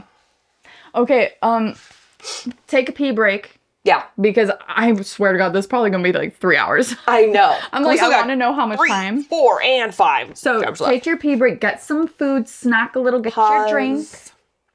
If you haven't, you should go check out, what was the name? Fuck, Bell's Blossom. If you haven't already, check out Bell's Blossom. Because that's where we got our literal favorite cups. Literally. That we literally drink out of this. Every single time. Every episode that we film. Yeah. Mine has a beautiful, like, burgundy red bow. Mine says bookish. It has, like, stars and a little book on it. It's so cute. Yeah. So Bell's Blossom, she gifted these to us, like, forever ago. Yeah. And I kid you not, these are our favorite things. Yeah. Glass straw, bamboo top. Perfect. You literally can't go wrong. Literally. It's so, love. Okay, welcome back. Do you want me to check how long it is right now? No. F it? F it. Okay. I feel like we got to give it the time it needs. We really do. We really do. Okay. Chapter 3. Welcome back. I think we both have, like, a similar area. Because I'm like, I don't know if I should above or below, but talk to me. So. Where are we at? He's in the train. He's brokenhearted. Everything's catching up to him, like, I'm really going to go be bereaved. I'm never going to see my parents, my mom again, my brother, Lenor. Everything is gone. And then, is this when they went, okay, so they went to... So he's just, like, thinking about his family and his friends back home. Yes. And he's talking about Sid, his little kid brother. He loves to look at the stars. Yes. And the sky. And Tam Amber taught Lenore Dove about the stars, and so she's the one who taught Sid. And he would, like, drag everyone out to go see the pictures they made. There's the water dipper, just like ours in the bucket. That over there's the bow hunter. He looks like Burdock, don't you think? Because he carries bow and arrow. Burdock, we know, he does know how to shoot the bow and arrow. That's his weapon of choice when he's out hunting. And who else? Yep. Who else? Katniss. Also, I do want to bring up, obviously we know that Suzanne Collins is a fucking mastermind when it comes to her naming system. Yeah. And we know that Katniss is named after the Katniss plant, yeah, which is edible. Yeah. You can eat the tubers. It also has arrow-shaped leaves. Yeah. Now, don't they have when it flowers, there's, like, white petals, white flowers on it? I don't know, maybe. Something like that. But also it's, like, genus name or whatever is, like, something about Sagittarius. Yeah. So again, like the bow and the arrow, because of the arrow-shaped leaves, which is, hello, that's literally Katniss. Yep. So burdock is also a plant that is edible at the roots. And then primrose, Katniss' sister, is a flowering plant that is known for its healing remedies. Astrid is also a flowering plant. So just another little fun thing that's, like... I love that so much. She's just details. Miss Girl knows what she's doing. Yeah. And then just throughout this whole thing, I was just like, yeah, he's already resigned in his death. Like, he thinks he's gonna die. Yeah. He has no hope. Yeah. He's already, yep. That's it. That's it. I'm never gonna see them again. And then he's talking about Lenore and how, or Lenore Dove, and that, you know, there's no returning to her. But Lenore Dove, she's convinced that there must be people outside of Panem, far to the north. Sometimes she takes to disappearing deep in the woods, and I worry she's not coming back. Not really, but a little. Guess I can let that go now. Where does she go? Where does she go? Why did she have that idea that there's people in the north? Yeah. Who also had that idea? Lucy fucking Gray. Well, I don't think Lucy had the idea that there were people north. Yeah. That was Snow wanting to leave, wasn't it? No, that was her, because she was like, we should leave. And she's like, yeah, I've heard some shit, like, there might be people up in the fucking north. I don't remember that. Okay. Yeah. So I'm like, did you get the ideas? Is this passed down? Is this knowledge? Is this before we saw the end? But like, Lucy Gray? Is that where she's at? Like, I think that it's a Covey thing. for sure. Because like they were literally nomads that traveled around. Yeah. So I could see that kind of like being in their brains. Mm-hmm. But yeah, I mean. But yeah, where does she go? Because also it's like in Katniss's books, I think it was Catching Fire. I don't remember which book. But she talks about when she went into the woods and she saw two girls. Remember? And she like gives them some food. Oh yeah. And they're like, yeah, we're headed, north or whatever. And then also there was the Avox that she saw with Gale. Yep. Who was picked up by the peacekeepers and turned into an Avox. But like there are people who are traveling these woods. Yeah. Trying to find this. And we learn with Katniss and these two girls that they think there's a District 13. Mm-hmm. So like, has Lenor seen other people? But then why wouldn't she come back? Because she seems very like rebel, like let's like the same Lucy, like let's go, let's get out of here, let's be free, But I mean, but maybe they have those stories of Lucy Gray and Snow where it's like, hey, like don't go out. Yeah. Maybe like Tam, Amber, and Clark. It's like there might be people out there, but we can't with that whole situation. Exactly. Yeah. And like, would she leave them? Right. I don't think so. Like, would she leave Haymitch at this point? I don't think so. No. But I was saying, like, if she knew, connected with anybody, like, something like that, would she then come tell Haymitch, like, hey, let's go? She's also quite secretive with Haymitch. She is. She won't talk about her family. Or Lucy Gray. Like Lucy Gray. And she also didn't tell him her secret. Yeah. Which, I'm sorry, that was was so silly. I didn't think it was like... I thought it was going to be something, like, I don't know. Yeah, but we'll get to that. Yeah. And then we get some lore about past games, which I think is interesting because we're always trying to, what were the other games like, Yeah. And so we learned here a few years ago, the arena would go darkish without warning, and these giant coal-black weasels would melt right out of the shadows and attack tributes. So was that the first Mutt introduction? Right. So I just thought that was interesting. And we get a little bit more lore also of like Wyrus's games. Which I love. As we keep going. Yeah. Let's see here. Sorry, I'm trying to figure out. Mm-hmm. Oh, okay. So Haymitch is like having this depressing moment. Yeah. And Plutarch comes in. And he's like, hey, feel like joining the others? And Haymitch, he doesn't know quite what to make of Plutarch either. Right. Because he also is like clocking, okay, he probably saved Lenore Dev's life by doing that. And like, I hate him for the way that he, treated my mom and Sid, but also I did get to say goodbye to them. And then it's like, was that on purpose? Was it not on purpose? Like, but also like, even if it wasn't on purpose, do I still have appreciation towards him for that? Like. And I like this. He says, he's as unpredictable as lightning. Might be worth staying on his good side. Mm-hmm. So, which absolutely. Yeah, and me still, I was like, what is Plutarch's alignment at this point? Exactly. Like, I still didn't know. Exactly. Same. Just like Haymitch. Yeah. Very well written with that, too. Thank you. And then, right here, we get the first sweetheart to Luella.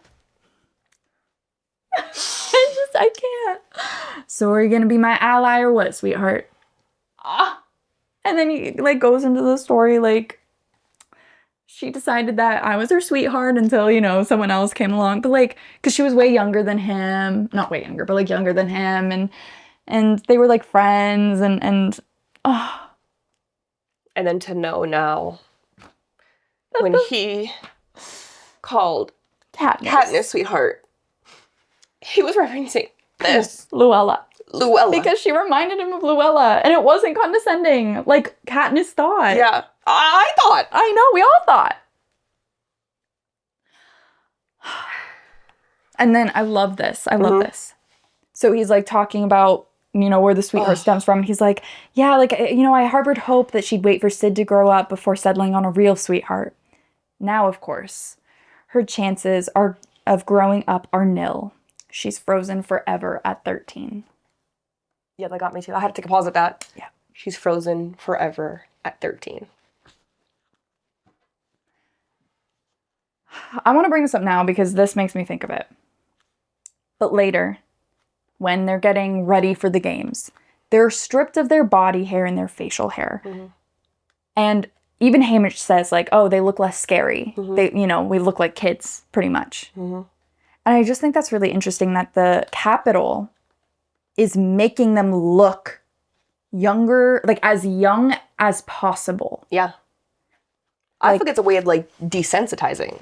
But, like, wouldn't making them look more like children be more emotional? But yes, but also to desensitize. And also say, like, look at your look at the little tiny babies.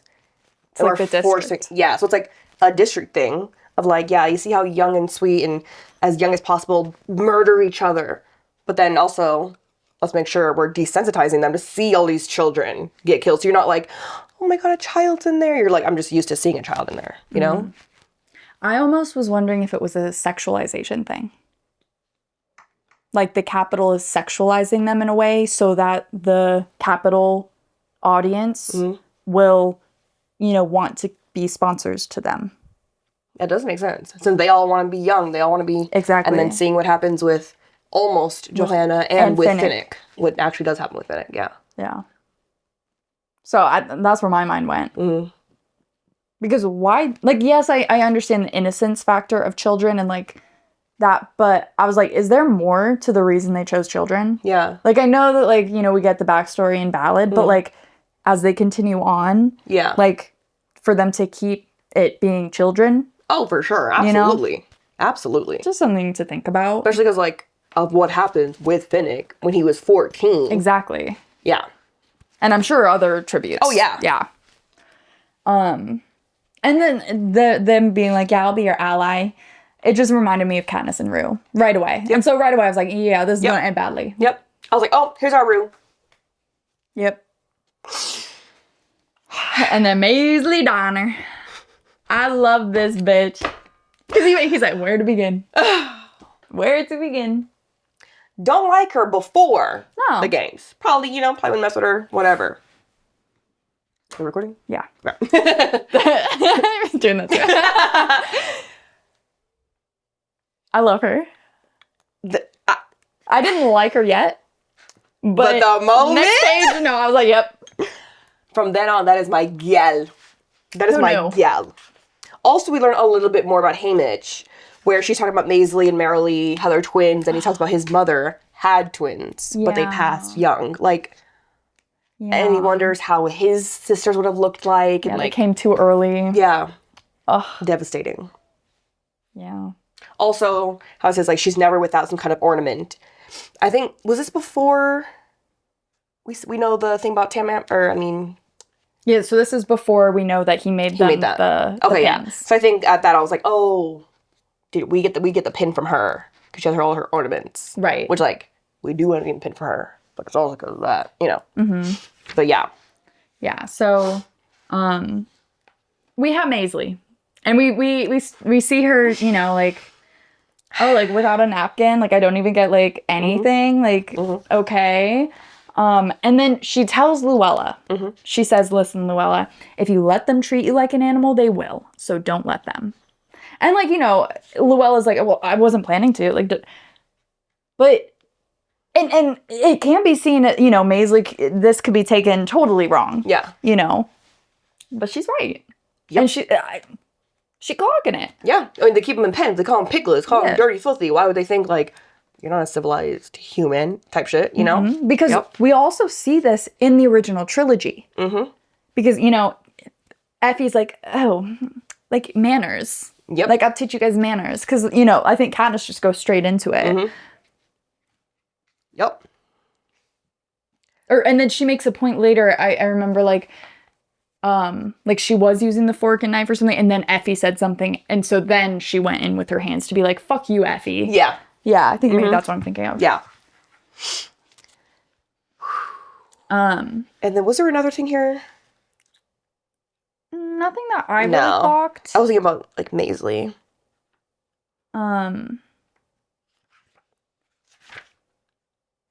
Look at me, pin. Yeah, I mean, I had, like, a lot of, like, underlying things. So they're sitting eating. Mm-hmm. They're watching the other reapings. Mm-hmm. They see, you know, District 1, these strapping boy.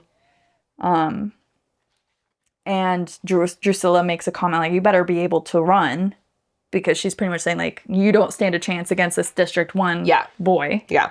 And Plutarch, it's interesting that he speaks up here. Mm-hmm. And he says other factors besides size come into play. Brain, skill, strategy, and never rule out luck. Mm-hmm. Yep. Mm-hmm. Interesting. And I was like, more and more. Yep. Seems like Katniss won because of luck. Mm-hmm.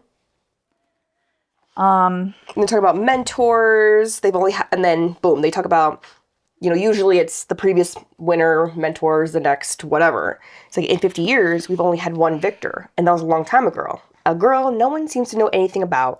Back then there's only TV, blah blah blah. And then there's rarely any features of her. Never see who won. They weren't even born yet. They couldn't even tell me much. I brought up our victor with Lenor Dove a few times, but she never wanted to discuss her. Yep. So that tells me, one, she knows who it is and what happened. But two, can't talk about it. Not going to talk about it. And I'm sure it's because Snow threatened them. Yep. The Covey, they ain't allowed to talk about it, which is why I think that by Katniss's time, the Covey is completely gone, because I think the only person left is Clark. Clark, yeah. The fiddler. And he ain't gonna say shit. Yeah. Lost everything. Old now. Like, whoa. Yeah. What's the point? Yeah. Implicit submission. Yep. And then Haymitch asks, who are our mentors anyway? Yeah. And it says here, Plutarch says, they're in the process of selecting them from the pool of victors not tapped to oversee their own district tributes. Don't worry, some talented candidates are in the running. And I was like, this. Haymitch clocks it right away. He says, candidates who would be pariahs if they led a District 12 tribute to victory while their own district's tribute died. Yep. It's like, let's face it, we're on our own. Yeah. There's no way they're going to mentor us to kill someone from their own district. Yeah. Right. Like, he's like, yep, already. We're like, lowest of the low. We got nothing. Yeah. We got nothing. Yeah. And then... Oh, I was literally reading that. I was like... Do you want to talk about it? No, I was going to say no. No, I don't want to talk about it. I'm supposed to talk about it. So, Plutarch then says, you know, I just did a little bit of card stacking to help you out. Luella, you did what? And that's when Wyatt jumps in. He stacked the deck in our favor. He shuffled the shots around to give us the advantage. Plutarch says, exactly. And right away, my first thought was Haymitch's strategy for Katniss. They literally stacked all the cards for her, getting Peeta to say, oh, I'm as in love with her, to make her look likable. The literal outfits that they gave Katniss to make her more memorable. Girl on fire, boy on fire, but like... Yeah. It was never going to be Peeta. Nope. It was always going to be Katniss. Yep. Because she already had, from the moment of the reaping... Yep. The tension of the capital. Volunteering for Prim. So it was never going to be Peeta. Nope. Because she already had that with her. Yep. And they were going to... They're like, boom, we have to... The luck. Not that you would say that was lucky, but like, to get where we are now, that... Yep. We see that as luck. And then I love the wording here that Plutarch uses. Look, we need to sell you to the sponsors. Sell you. Again, they're not people in their eyes. Objects. Yep. And then Haymitch, I didn't attack anyone. They attacked my girl and I stepped in. Every time he said my girl, I was like kicking my feet. You know I love that shit. I keep trying to get Brady to call me that. Like, I don't see it as like a possessive sort of thing, but I guess Brady does a little bit. And I'm like, no, that's not dumb. But like, a little bit. Like, how's my girl doing? Your girl? Me? No, I love that. Off topic, but what do you think of like necklaces with like someone else's, like your partner's initial on it? I love that. I love that too. But I used to wear one that had an E for my son, but like, yeah, you know, I like it. I think it's so cute. At first I thought you were gonna say for. Oh God! Cause like, no, because that's the same initial. Yeah. Right? So I was like, that I don't like. No, don't like that either. But Ray doesn't like it. Why? I think because he's like, that's weird, like possessive thing, and I'm like, relax. but like, it's only if you make me wear it. Yeah. I don't know. Sorry, off topic, but anyways, yeah. And then here talking about the makeovers and you know, sponsors, getting sponsors. And Plutarch says, you know, I like to think it was mutually beneficial and the audience is none the wiser. I saw to that, talking about pulling off the reaping. And Haymitch goes in his head, I'm entirely the Capitol's plaything. They will use me for their entertainment and then kill me, and the truth will have no say in it. To get his footage, he'll indulge me right into the arena. Ooh. Oh. And what do they do after that? Here's a cake. Happy birthday. How did they know? Like, I guess they have like tabs on all the kids to know their ages. So that's why they, because at first I was like, how do they know it's his birthday? But they're probably like, okay, who did we pull? Let's pull up their file and, you know, and they're like, oh, it's the birthday today. But like, they just whipped up a cake that fast. I could see it.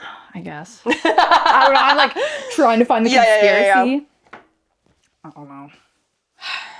And then again, we get in chapter 4, we get the full thing here of don't let them use you, Saoirse. Don't let them paint their posters with your blood. Not if you can help it. And I was like, again, it sounds like PETA. Yep. And then again, this use of paint their posters. Right. The posters. Poster propaganda. Like Suzanne Collins said, no bullshit here. Yep. I'm spelling it out for you. Political. The way you said that sounded funny. Political. Like it almost sounded like wrong, but it was right. Like, I don't know. Okay. Okay. And this is where you get slay, Maisley. Slay. We have her and Drusilla, right? Because they were talking, because Drusilla's like, ugh, like, we're gonna have to like change your clothes. Like, where do people find these things? And Luella, she's like, well, my mom ate it. Where did you find yours? Ooh, little Luella giving a little sauce back. And Maisley lands the insult. She goes, I was wondering the same thing. It's like someone made it a peacekeeper and a canary, and there you are. What? And then? Drusilla, careful. Might be time to rethink those boots. Wouldn't something closer to the ground be safer for a person your age? But also she was right. Yeah. Because later Miss... Yes. And then she comes up, hauls off, slaps Maisley, who, without missing a beat, slaps her right back. A real wallop. She's knocked off her boots into the chair. Don't you ever touch me again. And then I love Haymitch's thought here. He goes, you gotta hand it to Maisley. Nobody's using footage for her propaganda. Yeah. No, literally, like, boom, immediately, that's my girl. Yeah. I was literally free. She said, No, but then Drusilla, it's the riding crop, that's what it is. She grabs it and starts beating her with it. Again, it's just like so dehumanizing. Like, this literally being a thing to use on, what is it, cattle or something? Yeah, basically. And you're beating a child with it. And then Plutarch steps in using, we have to put her on camera tomorrow. It's not like, no, stop beating a fucking child. It's, she has to be on camera and look good tomorrow. Which, like, yes, he's using her language, right? Yeah. But it's still in that. It's using it to stop this. I'm saying. He's really good with the words. Which is why I think that his family must have, like, been rebels for a while. Had to be. And, like, learned from each other, you know? Yeah. Because then no one thinks his families are rebels. No. Like, that's how good, that's how they played the game. Exactly. And then again, this dehumanization language, nasty, disgusting creature. Ugh. I will destroy you before you even make it to the arena. And Maisley, she's not done yet. Nope. Even after being she has welts. Yep. She goes, really, how? You're not a game maker. You're not even a stylist. You're nothing but a low-rent escort hanging on by your fingernails to the trashiest district in Pan Am.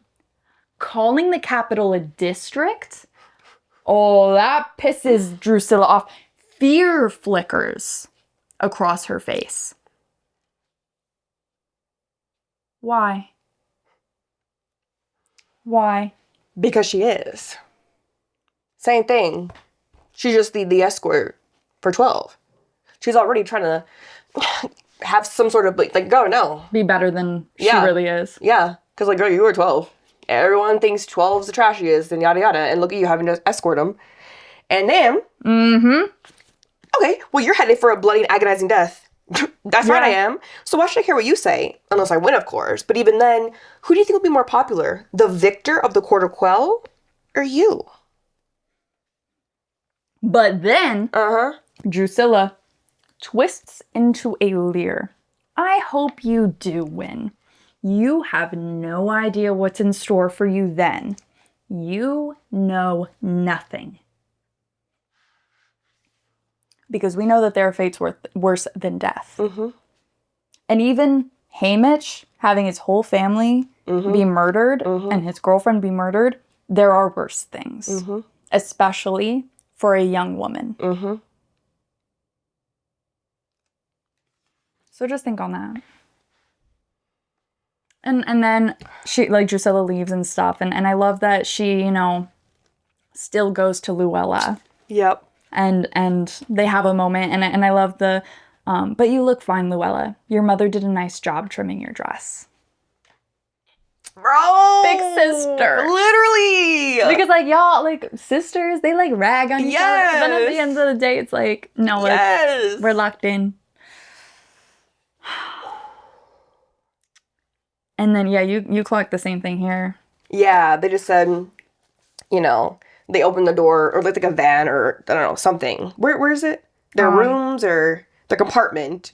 Yeah, where they're basically where they're gonna sleep. They're like, oh, it smells in here. He's like, in the old days, we used to put you in cattle cars. Just another Ballad of Songbirds and Snakes. Yep. Literally was. Yeah. Okay. Here is where we get the pin lore.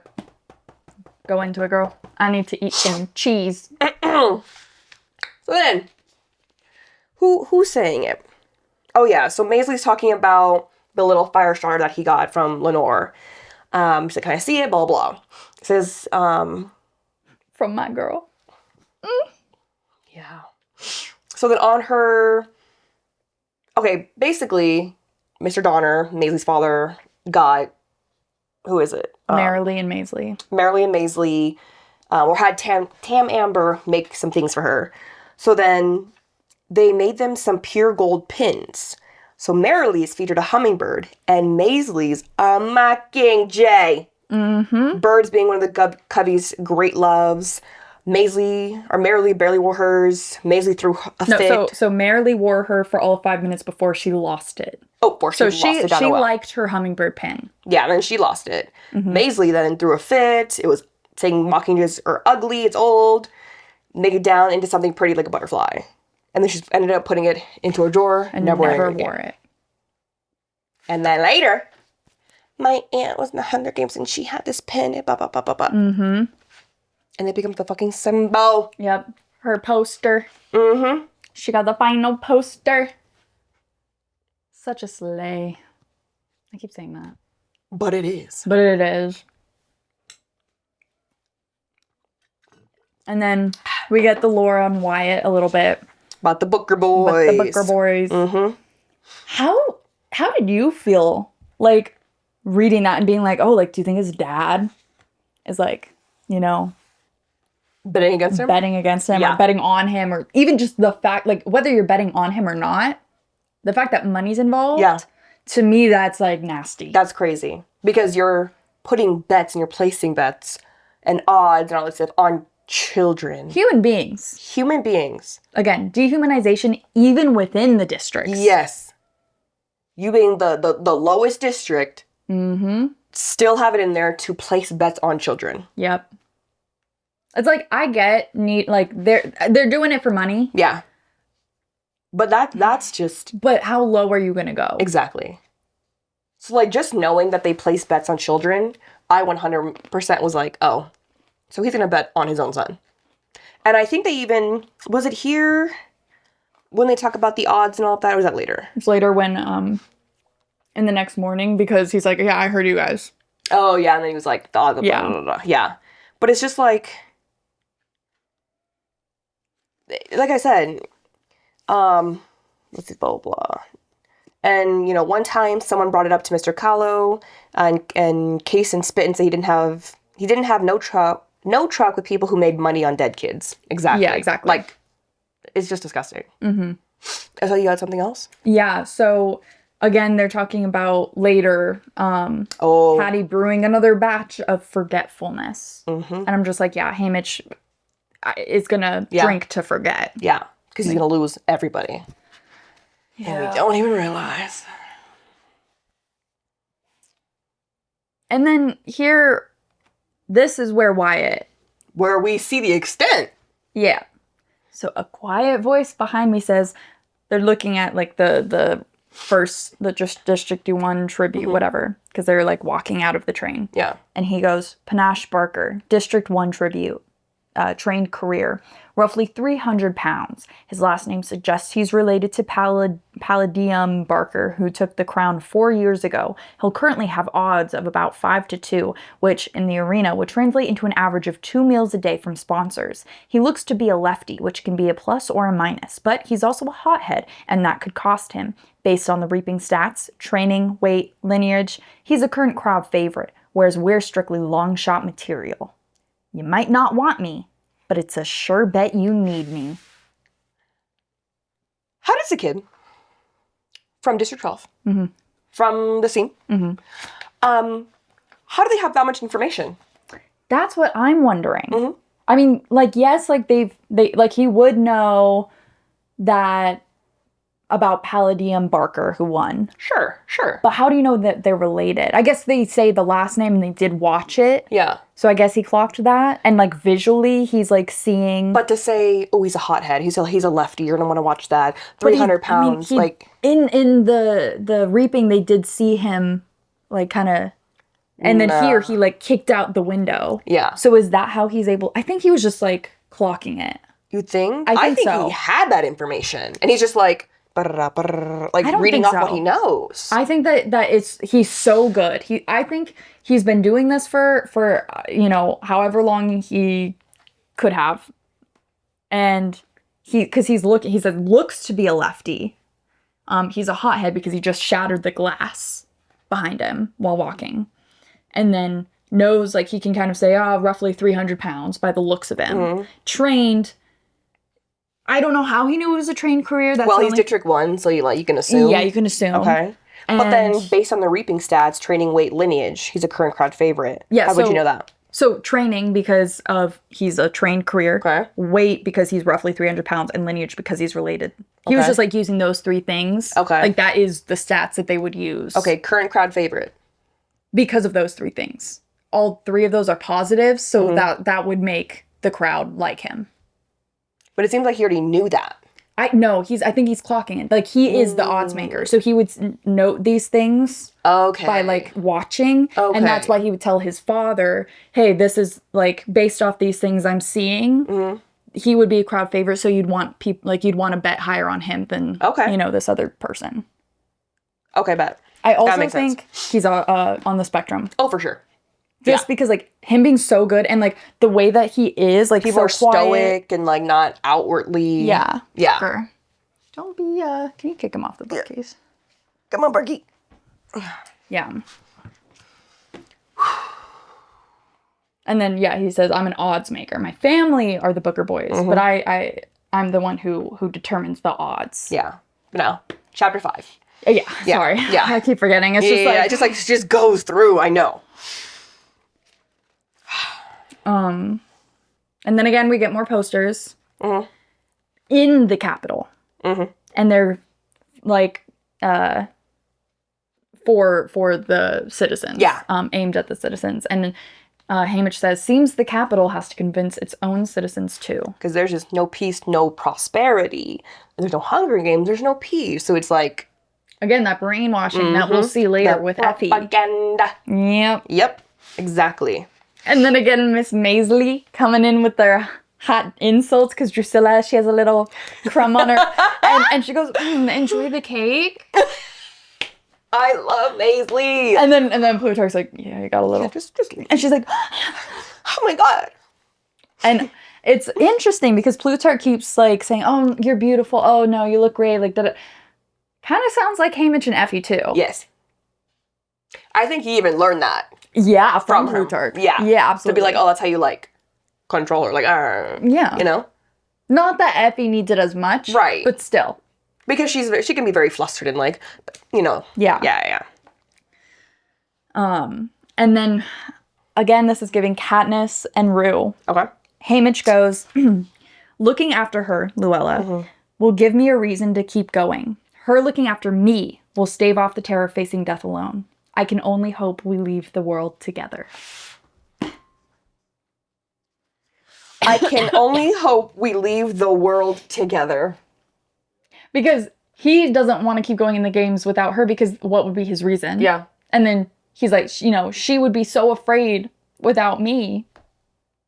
And like her being alone, like that would be so scary for... Why doesn't he have the same conviction as Katniss? We're like, I need to win the games to get back to my family. Because Katniss, this is the difference that we were talking about at the beginning. Katniss is the sole provider of her family. Her mother is depressed. She does not function. Checked out.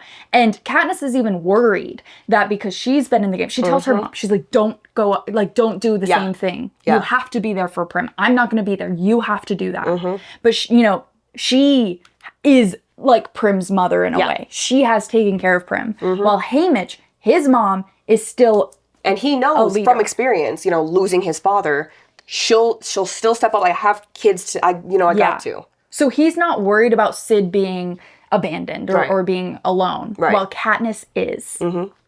But then same thing. We just hear your thoughts on that. He still has Lenor. He still has his little brother to come back to. But like, let's say specifically Lenor, because we know like, that's my love. Why isn't he trying to come back to her? I mean, I'm sure. But like, why is it not like, I need to win the games to get back to Lenor? Because Lenor can find love somewhere else. Damn. Lenor has her family.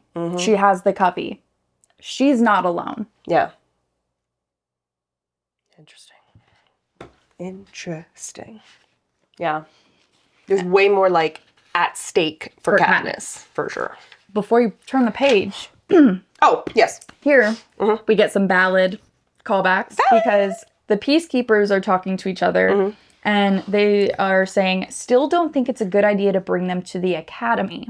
And the other one says, the gymnasium's been empty for close to 40 years. Might as well get some use out of it. And so the gymnasium, which we saw in ballad, they now have a banner that reads Tribute Center. And it's just weird. Right after this girl wins, they stop using it. You know? They abandon it. And it's Snow's, like, he has such a nostalgic heart. Yes! He just loves. Like, look how I won, though. Just for me, though. Yeah. But, like, because I still think that his penthouse is, like, what is where they live, where they sleep, the 12 100%. floors, the garden roof.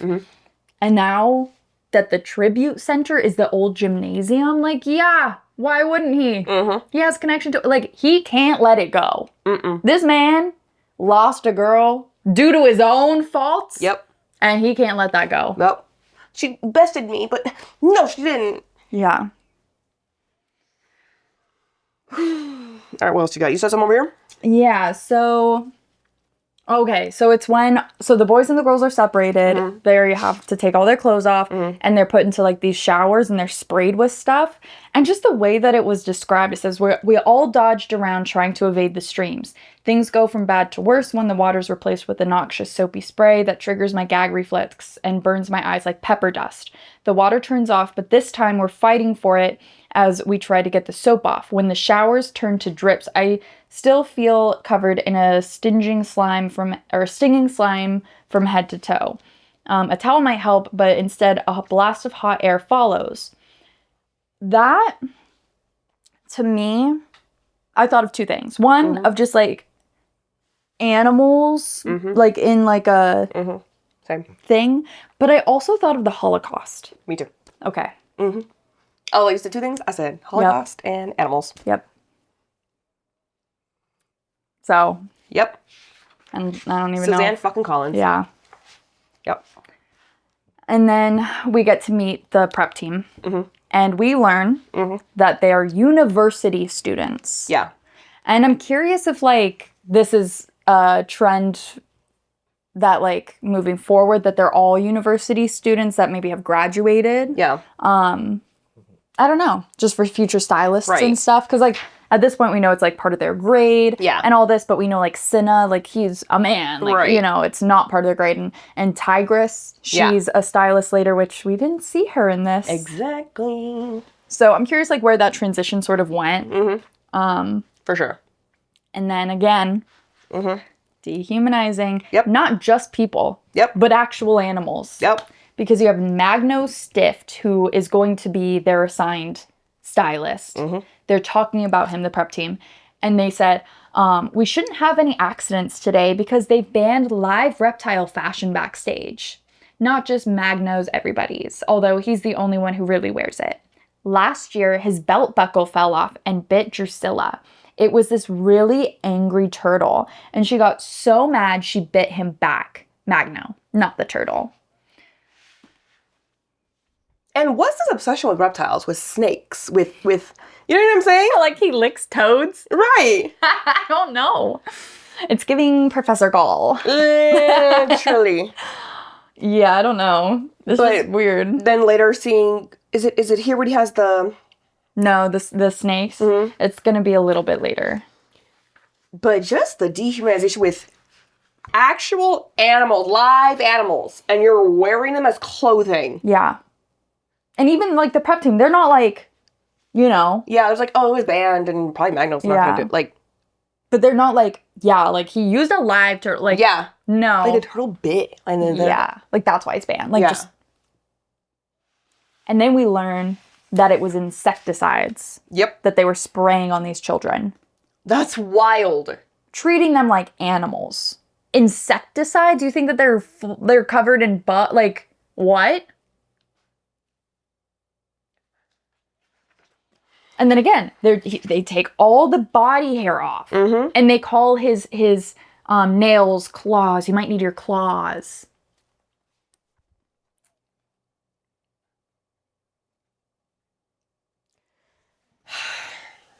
Okay. And then he's like fingering his Yeah.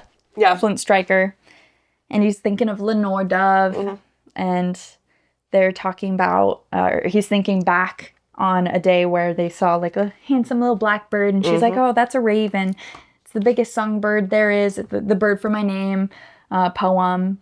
And he's an impressive fellow. And she goes, she is, you know, me too, I would do that too. Yeah. And she goes, and nobody tells them what to say. That bird is who I want to be when I grow up. Someone who says whatever they think is right, no matter what. And then, of course, right after that, he's worried. That's the part I'm worried about. That she might be saying something rash or doing something beyond dangerous in words. Something the Capitol won't warn but whip her for. The year she turned 12, she crossed that line twice. So it's just like, you can see how she's like, I want to say whatever I want. I'm going to do whatever I want. Da, da, da. He's like, whoa. Like, don't Don't actually do that because they can really get you for that. implicit submission. But I also was like, okay, it sounds like PETA in the way of, like, I don't want to use, like, I don't want to be a piece in their games. I want to be able to, you know, be some, like, but it's also giving Katniss, because I feel like, yes, Katniss is very internalized and quiet, but, like, when she has something to say, she says it. Yeah. Not giving a fuck for anything. Yeah. Until, like, you know, she's trained not to do that. But it's interesting that, like... I know. You know, it's like, that's giving. Yeah. Yeah. And I'm wondering, again, if, like, Haymitch clocked that and was like... Wow. I really gotta help her for sure. Yeah. It's like giving Lenor. Lenor, my bestie's daughter. Like... Maisley, yeah. Me, Maisley. Yeah. Oh, my God. And then you get some backstory on Lenor Dove. Yeah. About, the little rebel gal. Yeah, she may have, like, you know, made sure that someone didn't hang. She might have, like, burned the flag of Panem. No, she didn't confirm nor deny. But, you know. Yeah. Yeah. And then, here's what I was talking about. So, all the body hair has been taken off. So some of those careers had full beards earlier, but they look younger and less scary, clean shaven. Losing the chest hair didn't hurt either. Again, I'm just like, is there more to it? Oh, yeah. So that was just like my... But I feel like even in the Capitol, I think they all, like, have, like, you know, stylistic hair and, like, all of their body hair is all gone. So it's probably a fashion choice, but also 100%, it's definitely to sexualize them too. Right? Yeah. Yeah. And then Maisley, looking good, Silka. I hope we all get to wear snot green. Laughter breaks out in the gym. I just love her. Yeah, I literally wrote in the margins, I'm like, she's so funny. I love her. No, literally. Like, not pretty as pretty does. How about a smile? She's so funny. I love her. Like, I cannot wait to see her on the big screen. Yes. Oh my God. And then, okay, I was telling Bree this. Not eat. No, I gotta put that cheese down. Yeah. So they're like, okay, the Magno isn't here yet with the clothes. What are they gonna wear? Macy's like, okay, well, where's the dress I came in? Like, I can pin it back together. And the Peacekeeper goes, already burned. And here I wrote, is this what gave them the idea for Katniss's dress in Catching Fire, where it burns? Like, burning the Capitol's design, what the Capitol wants, the wedding dress. We burn your clothes to just get rid of your life, your everything. You know, but bugs and dirty. Yeah. But now I'm burning your shit. Because I am the Mockingjay. Symbolism. Connections. And here is where Magno comes in with the live. There we go. And what does he say? So, you know this has been banned. I'll report you. Oh, Drusy, they'll be dead in a few hours anyway. No care. Also, it's so funny reading this back now that, like, we know they're married. No, literally. I'll report you. Oh, Drusy. Bro, what? That's so funny. But also, like, it makes sense. Yeah, it does. Jesus. And then I love how they referenced, they might have already talked about it, but, like, every year they have, you know, the miners' outfits for District 12. Yep. And in Hunger Games, they're saying before they had always wore the miner outfits, da-da-da-da. So I love that little, oh, there it is, you know, thing there. Yeah. And it's interesting. Again, just all the stars aligned when it came to Katniss. Because even after Haymitch is a mentor every year. And he's never fought for them to change the outfits or anything. But when Cinna comes along, Cinna is able to be like, no, like, I actually want to. And then Haymitch can use that. All the stars aligned, the luckiness, like... The luck. The luck. And then, okay, literally, I have it written right here. It goes, it's Luella and Haymitch. And Haymitch is like, you know, it's okay. Like, she's scared of the horses. And he's like, look at me. Like, in every way, you are 1,000 times better than anybody in the Capitol, blah, blah, blah. Like, you are the best ally I could have ever hoped for. Okay, sweetheart. And she's like, yeah, you and me to the end, right, Hay? You and me to the end. And I said right here, I said, I already know I'm going to be devastated when she dies. Little did I know. Fucking page. Everything's going down. The horses get scared. We all fall. We're, This is better, I tell myself. Better than dying in the arena. Better than weasels and starvation and swords. I'm embracing that what I've realized, the blood isn't mine. Or that when I realize the blood isn't mine. That fate isn't mine. And the tribute who's escaped the arena is Luella. And she's already fucking dead. I was like, no, it's gonna happen in the arena.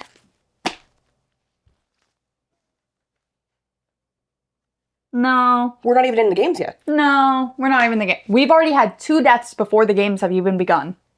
Both from District 12. Yeah. So they really did lose four kids in the end. Oh my god. So really District 12 didn't win. Because they lost 2 boys and 2 girls.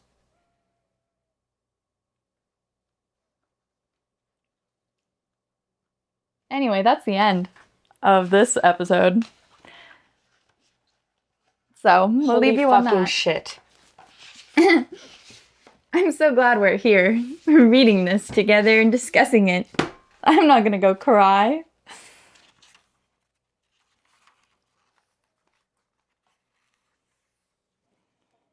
Kelcie. Yes. Yeah. Yeah. So next week, we're going to be discussing chapters 6 through 9. Yeah. And deep diving on that. Thank you for joining us. Yep. I'm going to go stare at a wall. Thank you, Suzanne. Yeah, thank you. Love you. Love you. My goddess. My goddess. Anyway, like, subscribe, comment your thoughts as you were reading because, like, oh my gosh. And, like, while we're reading this, was there any theories, any other connections that you got from it? Yeah, that we missed. That we in the missed. First 5. Yeah. Oof. I'm sure. Yeah. Sure. Yeah. Because Let there's just us so know. much. But let us know in the comments. Like, subscribe, hit the notification. Next episode comes out. Next Friday. So Next Friday. if you want to just be totally sure at what chapters we're going to be discussing, head over to our Instagram at the.tbr.podcast where we have a content calendar. If it's not the month that you're watching this, which would be pinned, go to our little, what is that called? Story. Reel. Story. The circles at the top. circle at the top.